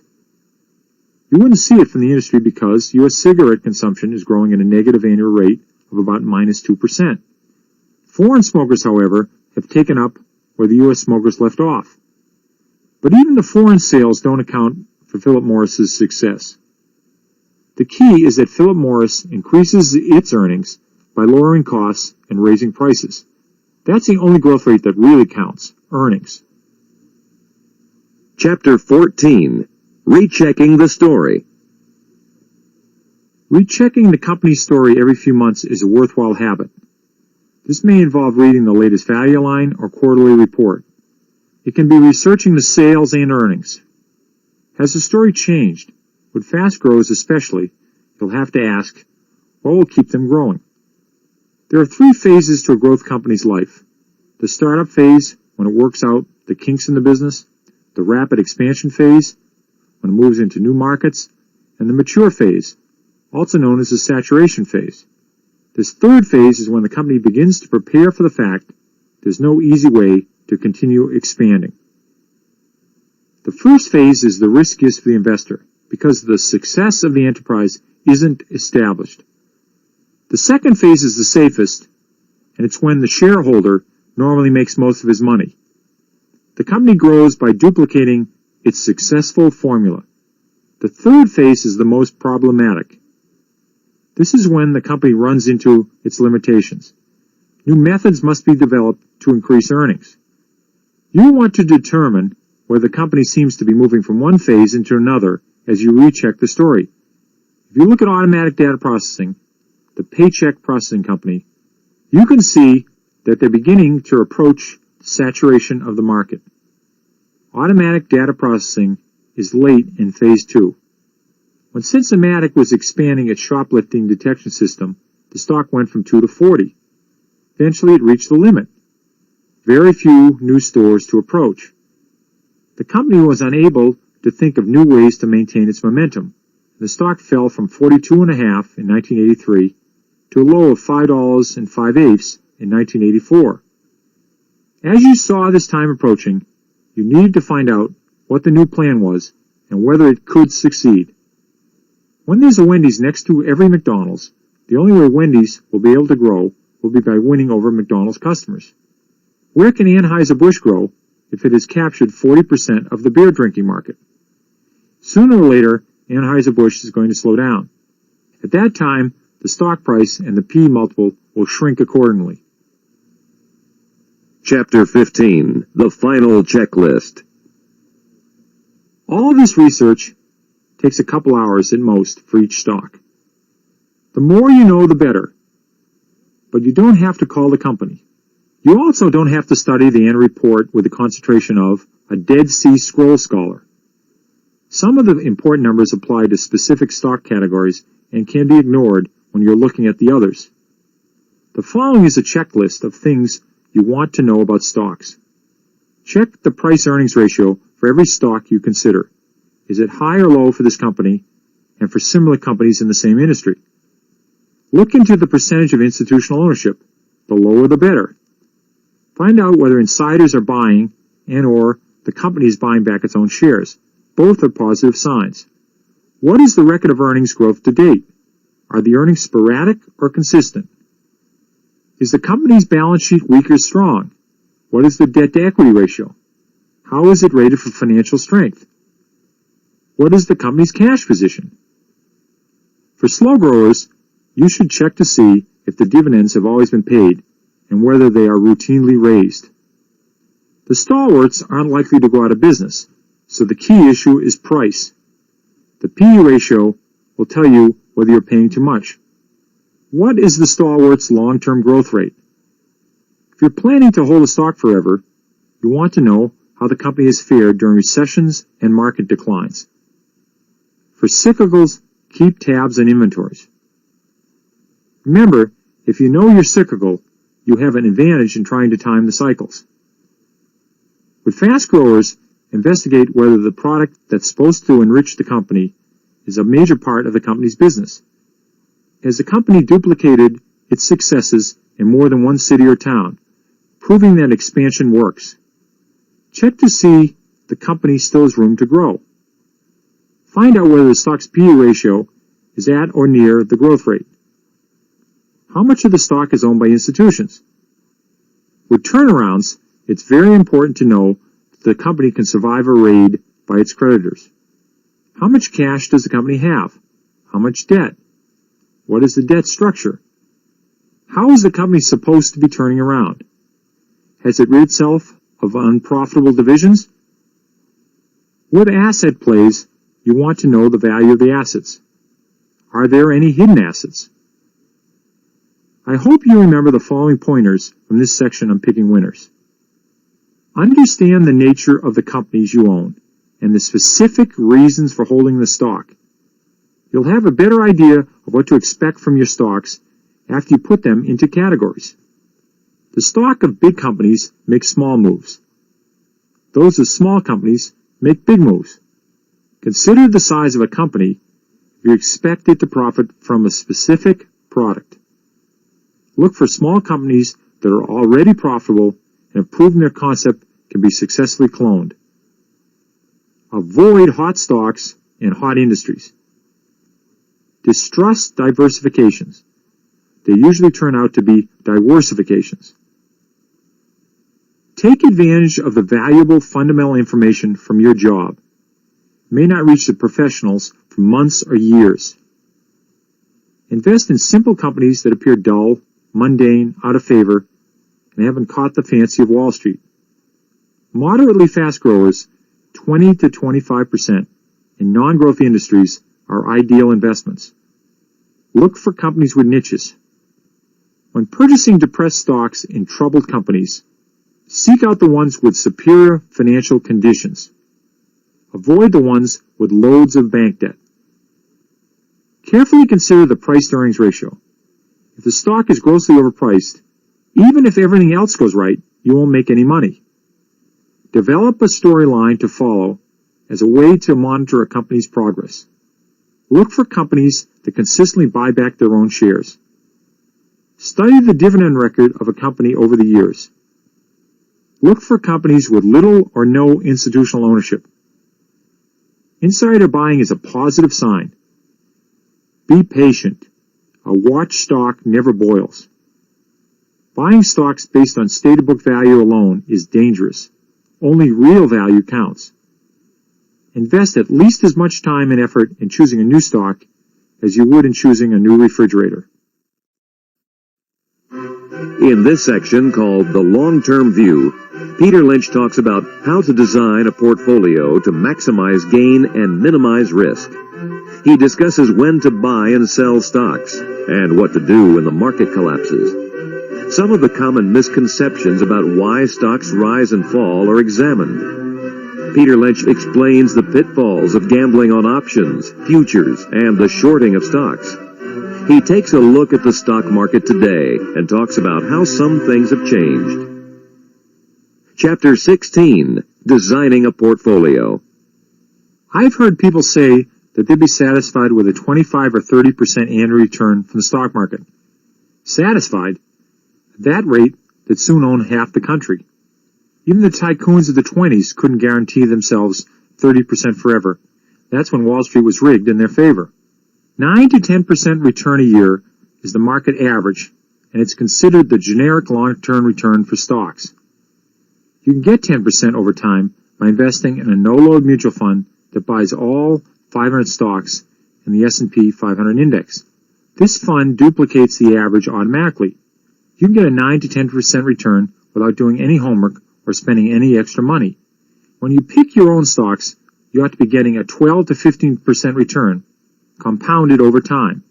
This is 12 to 15% after all costs and commissions have been subtracted and all the dividends have been added. It costs a small investor a lot of money to trade in and out. If you turn over your portfolio once a year, you might lose as much as 4% to commissions. If you're going to get 12 to 15% after expenses, you have to make 16 to 19% from picking stocks. The more you trade, the harder it will be to outperform the funds.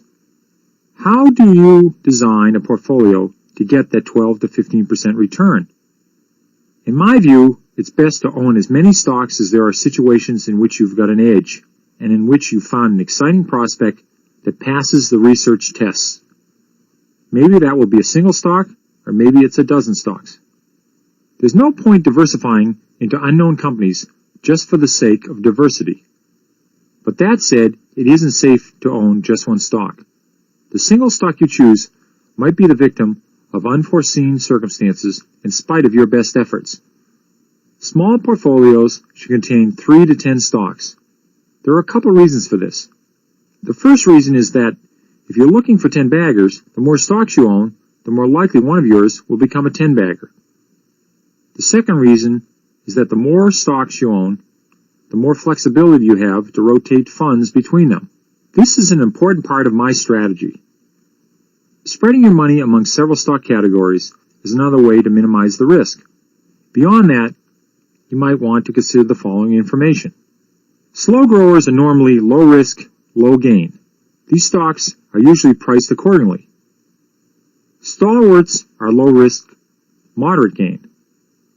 If you own Coca-Cola and everything goes right next year, you could make 30 to 50%. If everything goes wrong, you could lose 20%. Asset plays are low risk, high gain, if you're sure of the value of the assets.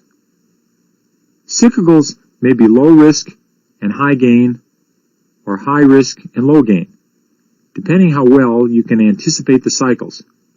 If you're right, you can see 10 baggers here. If you're wrong, you can lose 80 to 90% of your investment. Additional 10 baggers can come from fast growers and from turnarounds. Both categories are high risk, high gain. If a fast grower falters or the troubled turnaround has a relapse, the downside can be losing all your money. Later on, I'll explain when to sell a stock, but here I want to discuss selling as it relates to portfolio management. I'm constantly rechecking my stocks. I add and subtract from my investments as things change. But I don't cash in, because cashing in will be getting out of the market. My idea is to stay in the market and rotate stocks depending on the fundamental situations. By successfully rotating in and out of several stalwarts for modest gains, you can get the same result as you could with one big winner. I keep the fast growers as long as the earnings are growing. The expansion continues and no impediments have arisen. Same thing for cyclicals and turnarounds. You want to get out of the situations where you see the fundamentals worsen and the price increase. You want to get into situations where the fundamentals are better and the price is down. If you can't convince yourself, when I'm down 25%, I'm a buyer, and banish forever the fatal thought, when I'm down 25%, I'm a seller, then you'll never make a decent profit in stocks. I've always detested stop orders. These are automatic bailouts at predetermined prices, usually 10% below the purchase price of a stock. True, when you put in a stop order, you've limited your losses to about 10%. But in today's volatile market, the stock most always hits the stop. It's uncanny how stocks seem to shoot straight up after your stop is hit and you're out of the stock. There's no way to rely on stops as protection on the downside, just as there's no way to rely on artificial objectives as goals on the upside. If I had believed in sell when it's a double, I wouldn't have benefited from a single very, very big winner. Stick around to see what happens as long as the original story continues to make sense. You'll be amazed at the results over time. Chapter 17. The best time to buy and sell. I don't want to sound like a market timer and tell you there's a best time to buy stocks. The best time to buy stocks will always be the day you're convinced you found solid merchandise at a good price. However, there are two specific periods when great bargains can be found. The first is during the ritual end-of-the-year tax selling. It's no accident that the most severe drops have occurred between October and December. It's the holiday period, and brokers need spending money just like the rest of us. There's extra incentive for them to call and ask what you might want to sell to get a tax loss. Institutional investors also like to jettison the losers at the end of the year. They want to clean up their portfolios for their upcoming evaluations. All this compound selling drives stock prices down. This selling begets more selling and drives perfectly good issues to low levels. The second time to buy stocks is during the collapses, drops, burps, hiccups, and free falls that occur in the stock market every few years. If you can summon the courage to buy during these scary episodes, you'll find opportunities that you wouldn't have thought you'd ever see. Over the years, I've learned to think about when to sell the same way I think about when to buy. No single formula really applies. I pay no attention to external economic conditions, except in the instances when a specific business will obviously be affected. But more often than not, I sell when I find a company's story has begun to collapse. I'll sell a slow grower after there's been a 30 to 50% appreciation or when the fundamentals have deteriorated. Additional sell signs for slow growers include the company has lost market share for 2 consecutive years, or the company has curtailed spending on research and development, or the company has paid so much for its acquisitions that the balance sheet has been hurt. When I sell a stalwart, I frequently replace it with another stalwart. If the stock price gets above the earnings line, or the price-earnings multiple strays too far above the normal range, you might think about selling, waiting to buy it back at a lower price. Additional sell signs for stalwarts include the company's recently introduced products have had mixed results, or the company's stock has a PE of 15, while similar companies in the industry have PEs of 11 or 12, or the company's growth rate has been slowing down. I try to sell a cyclical stock towards the end of the cycle, but who knows when that is. Other than at the end of the cycle, the best time to sell is when something has actually started to go wrong. An obvious sell signal is when inventories are building up and the company can't get rid of them. Additional sell signs for cyclicals include when union contracts are about to expire and labor leaders want a restoration of the wages they gave up in the last contract, or the final demand for the product is slowing down, or the company has doubled its capital spending budget to rebuild a new plant instead of modernizing an old plant at a lower cost. Fast growers are tricky. You don't want to lose the potential 10-bagger. The main thing to watch for is the end of the second phase of rapid growth. If 40 Wall Street analysts are giving the stock their highest recommendation, 60% of the shares are held by institutions, and 3 national magazines have fawned over the CEO, it's definitely time to think about selling. Additional sell signs for fast growers include the company's top 2 executives and several key employees leave to join a rival firm, or the stock is selling at a P multiple of over 30, while the most optimistic earnings growth projections are 15 to 20% a year for the next 2 years, or sales have dropped 3% in the last quarter. The best time to sell a turnaround is after it's turned around. All the troubles are over, and everybody knows it. The company has become the company it was before it fell apart, growth, cyclical, or whatever. If the turnaround has been successful, you have to reclassify the stock. Additional sell signs for turnarounds include the company's debt suddenly rises sharply, or the company's inventories are rising at twice the sales growth rate, or the PE ratio is inflated in relation to earnings prospects. Rather than sell an asset play, I like to wait for the raider.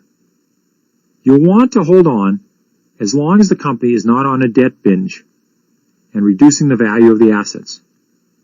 Additional asset play sell signals include the company's management announcing it will issue 10% more shares to be sold at a discount to the real market value to finance a diversification program, or the company has sold a division which was expected to sell for $20 million, but only went for $12 million. Or institutional ownership in the company has risen from 25% to 60% in the past few years. Chapter 18. The 12 silliest and most dangerous things people say about stock prices. Since graduate school, I've heard a continuous stream of theories about stocks. Each one is more misguided than the last. The following statements are the 12 silliest things people say about stock prices. I present them here, hoping you'll dismiss them from your mind. Silly statement number 1. If it's gone down this much already, it can't go much lower. I bet the owners of Polaroid shares were repeating this very phrase after the stock had fallen a third of the way down from its high of 143.5. Polaroid had been a solid company with a blue-chip reputation. When earnings and sales collapsed, a lot of people didn't pay attention to how overpriced the stock was. Instead, they continued to reassure themselves that if it's gone down this much already, it can't go much lower. The fact is, Polaroid did go much lower. This great stock fell from $143 to $14.5 in less than a year. Only then did "it can't go much lower" turn out to be true. The truth is, there's simply no rule that tells you how low a stock can go. Silly statement number 2. You can always tell when a stock has hit bottom. Bottom fishing is a popular investor pastime, but it's usually the fisherman who gets hooked. Trying to catch the bottom of a falling stock is like trying to catch a falling knife. It's normally a good idea to wait until the knife hits the ground, sticks, vibrates for a while, and settles before you try to grab it. Grabbing a rapidly falling stock results in painful surprises. You almost always grab it in the wrong place. Silly statement number 3. If it's gone this high already, how can it possibly go higher? Right you are, unless of course you're talking about a stock like Philip Morris. Philip Morris is one of the greatest stocks of all time. If you bought Philip Morris in the 1950s for the equivalent of 75 cents a share, you might have been tempted to sell it for $2.50 a share in 1961. The theory being that this stock couldn't go much higher. 11 years later, with the stock selling for 7 times the 1961 price and 23 times the 1950s price, you might again have concluded it couldn't go any higher.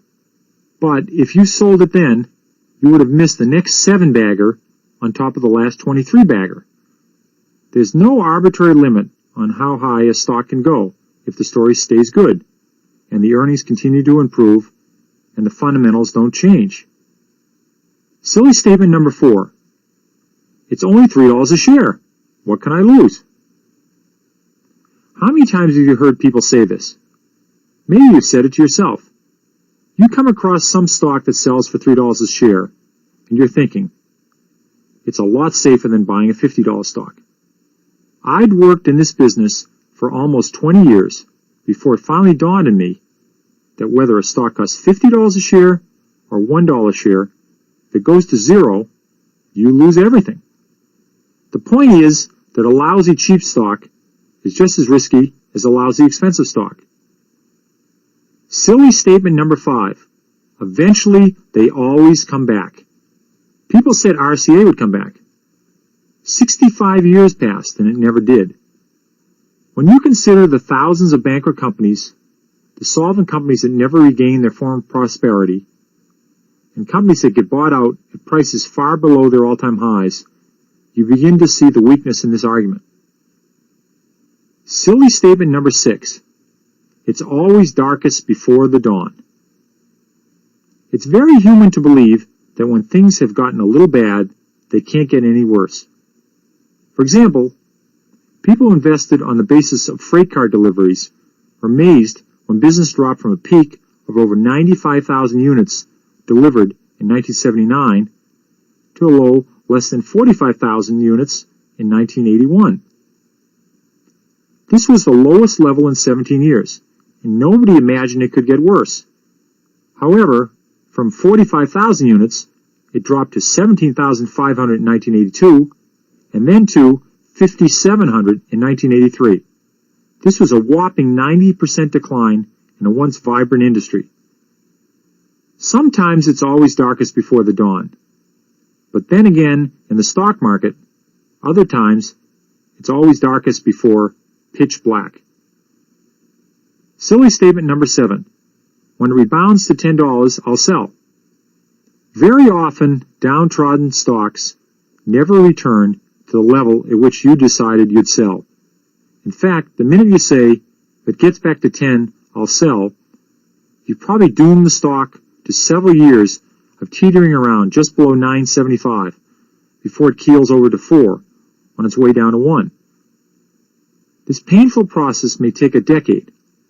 All the while you're tolerating an investment you don't even like because some inner voice tells you to get $10 for it. Whenever I'm tempted to fall for this one, I remind myself that unless I'm confident enough in the company to buy more shares, I ought to be selling immediately. Silly statement number 8. What, me worry? Conservative stocks don't fluctuate much. 2 generations of conservative investors grew up with the idea you couldn't go wrong with utility stocks. Then suddenly, there were nuclear problems and rate-based difficulties. Stocks like Consolidated Edison lost 80% of their value. Then just as suddenly, Con Ed gained back more than it had lost. There simply isn't a stock you can own that you can afford to ignore. Silly statement number 9. It's taking too long for anything to ever happen. If you give up on a stock because you're tired of waiting for something wonderful to happen, then something wonderful will begin to happen the day after you get rid of it. Most of the money I make is in the 3rd or 4th year that I own something, although sometimes it takes longer. If all's right with the company, and whatever attracted me to it hasn't changed, I'm confident that sooner or later my patience will be rewarded. Silly statement number 10. Look at all the money I've lost. I didn't buy it. Regarding someone else's gain as your personal loss is not a productive attitude for investing in the stock market. The worst part about this kind of thinking is that it leads people to try and play catch-up. They buy stocks they shouldn't buy under the delusion they are protecting themselves from losing more than they've already lost. This usually results in real losses. Silly statement number 11. I missed that one. I'll catch the next one. The trouble is, the next one rarely works. If you missed Toys R Us, a great company that continued to go up, and bought Greenman Brothers, a mediocre company that went down, you compounded your error. You've taken a mistake that cost you nothing, because you didn't lose anything by not buying Toys R Us, and turned it into a mistake that cost you a lot. In most cases, it's better to buy the good company at a high price than it is to jump in on the next one at a bargain price. Silly statement number 12. Stock's gone up, so I must be right. Or the stock's gone down, so I must be wrong. If I had to choose one great fallacy of investing, it's believing that when a stock's price goes up, it means you've made a good investment. All it means when a stock goes up or down after you've bought it is there was somebody who was willing to pay more or less for the same merchandise. I've bought stocks at 10 that went to 14 that now if they double, you couldn't buy a Hershey bar with them. I bought stocks at 10 that went to 6 that are now $40. It's what happens to the fundamentals that really counts over the long term. Chapter 19. Options, Futures, and Shorts. I've never bought a future nor an option in my entire investing career, and I can't imagine buying either one now. It's hard enough to make money in regular stocks without getting distracted by these side bets. There's no point describing how futures and options really work. In the first place, it requires a long, tedious explanation, and you'd still be confused. Second, if you know more about them, you might get interested. And third, I don't understand futures and options myself. Actually, I do know a few things about options. I know that the large potential return is attractive to many small investors who are dissatisfied with getting rich slowly, Instead, they opt for getting poor quickly. That's because an option is a contract that's only good for a month or two. Unlike most stocks, it often expires worthless. Then the options player must buy another option, only to lose 100% of his or her money again. A string of these, and you're in deep trouble. When you buy a share of even a risky stock, you are contributing something to the growth of the country. That's what stocks are for. In the multi-billion-dollar futures and options market, none of the money is put to any constructive use. It doesn't finance anything more than the cars, planes, and houses bought by the brokers and the handful of winners. You've probably heard the term shorting a stock. This enables you to profit from a stock that's going down. Shorting is the same thing as borrowing something from the neighbors, selling the item, and pocketing the money. Sooner or later, you go out and buy the identical item and return it to the neighbors. What the shorter hopes to do is sell the borrowed item at a very high price, buy the replacement at a very low price, and keep the difference. There are some serious drawbacks to going short. During the time you borrow the shares, the rightful owner gets a dividend and other benefits. Also, you can't actually spend the proceeds you get from shorting a stock until you paid the shares back and closed out the transaction. You're required to maintain a sufficient balance in your brokerage account to cover the value of the shorted stock. None of us is immune to the panic we feel when a normal stock drops in price, but our panic is restrained by our understanding that the stock cannot go lower than zero. If you shorted something that's going up, you begin to realize there's nothing to stop it from going to infinity, because there's no ceiling on a stock price. Stocks that are supposed to go down but don't remind me of the cartoon characters who walk off cliffs into thin air. As long as they don't recognize their predicament, they just hang out there forever. Before I continue with the last part of this program, let me remind you of the following points dealing with the long-term view. Market declines are great opportunities to buy stocks and companies you like. Different categories of stocks carry with them different risks and rewards. Stock prices often move in opposite directions from the fundamentals, but long-term, the direction and sustainability of profits will prevail. Just because a company is doing poorly doesn't mean it can't do worse. Just because the price goes up doesn't mean you're right. Just because the price goes down doesn't mean you're wrong. Stalwarts with heavy institutional ownership that have outperformed the market and are overpriced are due for a rest or a decline. Buying a company with mediocre prospects just because the stock is cheap is a losing technique. Companies don't grow without a reason. Fast growers don't grow quickly forever. You don't lose anything by not owning a successful stock, even if it's a 10-bagger. Don't become so attached to a winner that complacency sets in and you stop monitoring the story. If a stock goes to zero, you lose just as much money whether you bought it for $50 or for $2 a share. You lose everything you invested. You can improve your results by careful pruning and rotation based on fundamentals. When stocks are out of line with reality and better alternatives exist, sell and switch into something else. If you don't think you can beat the market, buy a mutual fund and save yourself a lot of extra work and money. You can miss lots of 10-baggers and still beat the market. I have. Chapter 20. 50,000 Frenchmen can be wrong.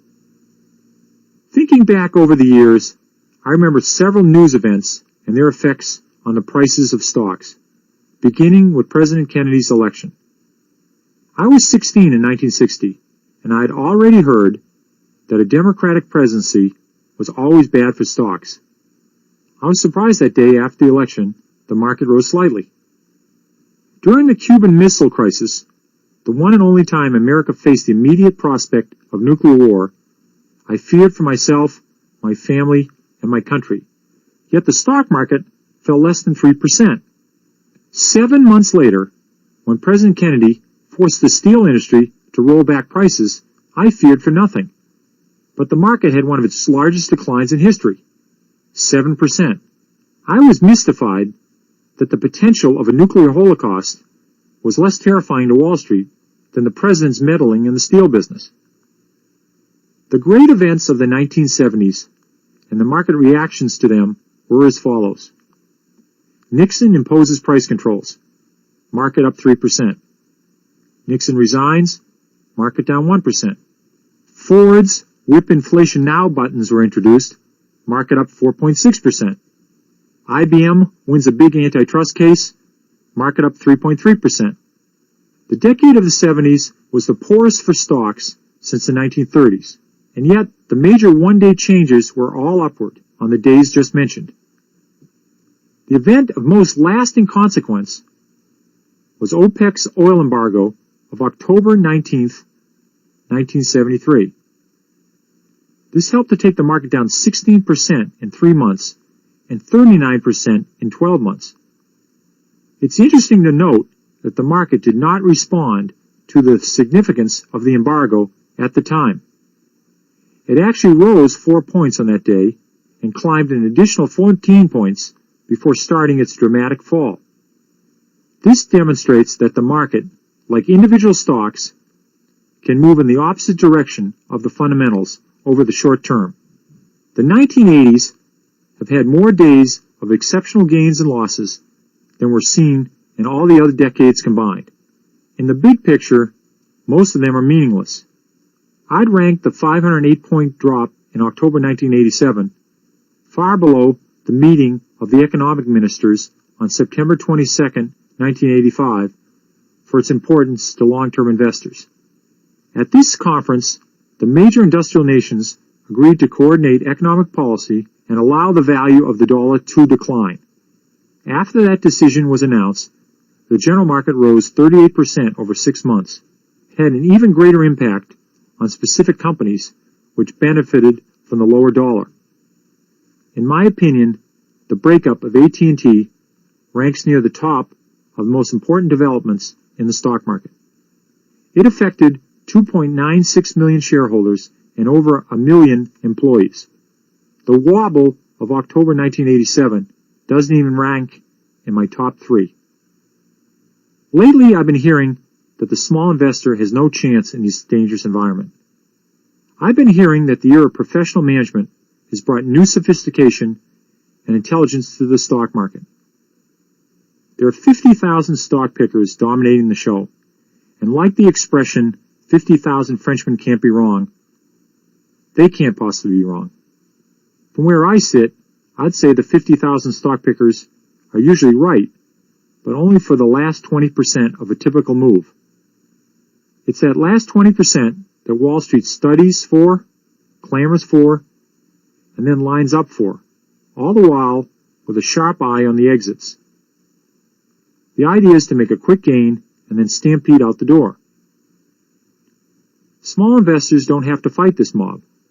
They can calmly walk in the entrance when there's a crowd at the exit, and they can walk out the exit when there's a crowd at the entrance. I've been hearing that the 1987-88 market is a rerun of the 1929-30 market, and we're about to enter another Great Depression. So far, the 1987-88 market has behaved very much like the 1929-30 market.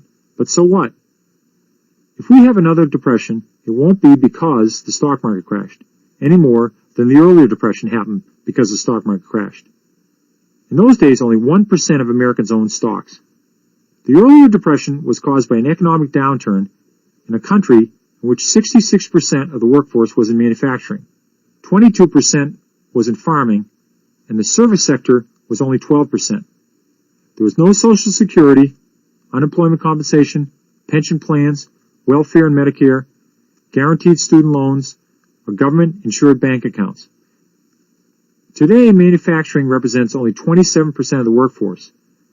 Agriculture accounts for a mere 3%, and the service sector has grown steadily through recession and boom. It now accounts for 70% of the U.S. workforce. Unlike the 30s, a large percentage of people now own or have equity built up in their own homes. The average household now has 2 wage earners instead of 1, providing an economic cushion that didn't exist 60 years ago. If we have a depression, it won't be like the last one. Every day I hear that major companies are going out of business. Some of them are. But what about the thousands of smaller companies that are going into business and providing millions of new jobs? As I make my usual rounds, I'm amazed to discover that many companies are going strong. Some are actually earning money.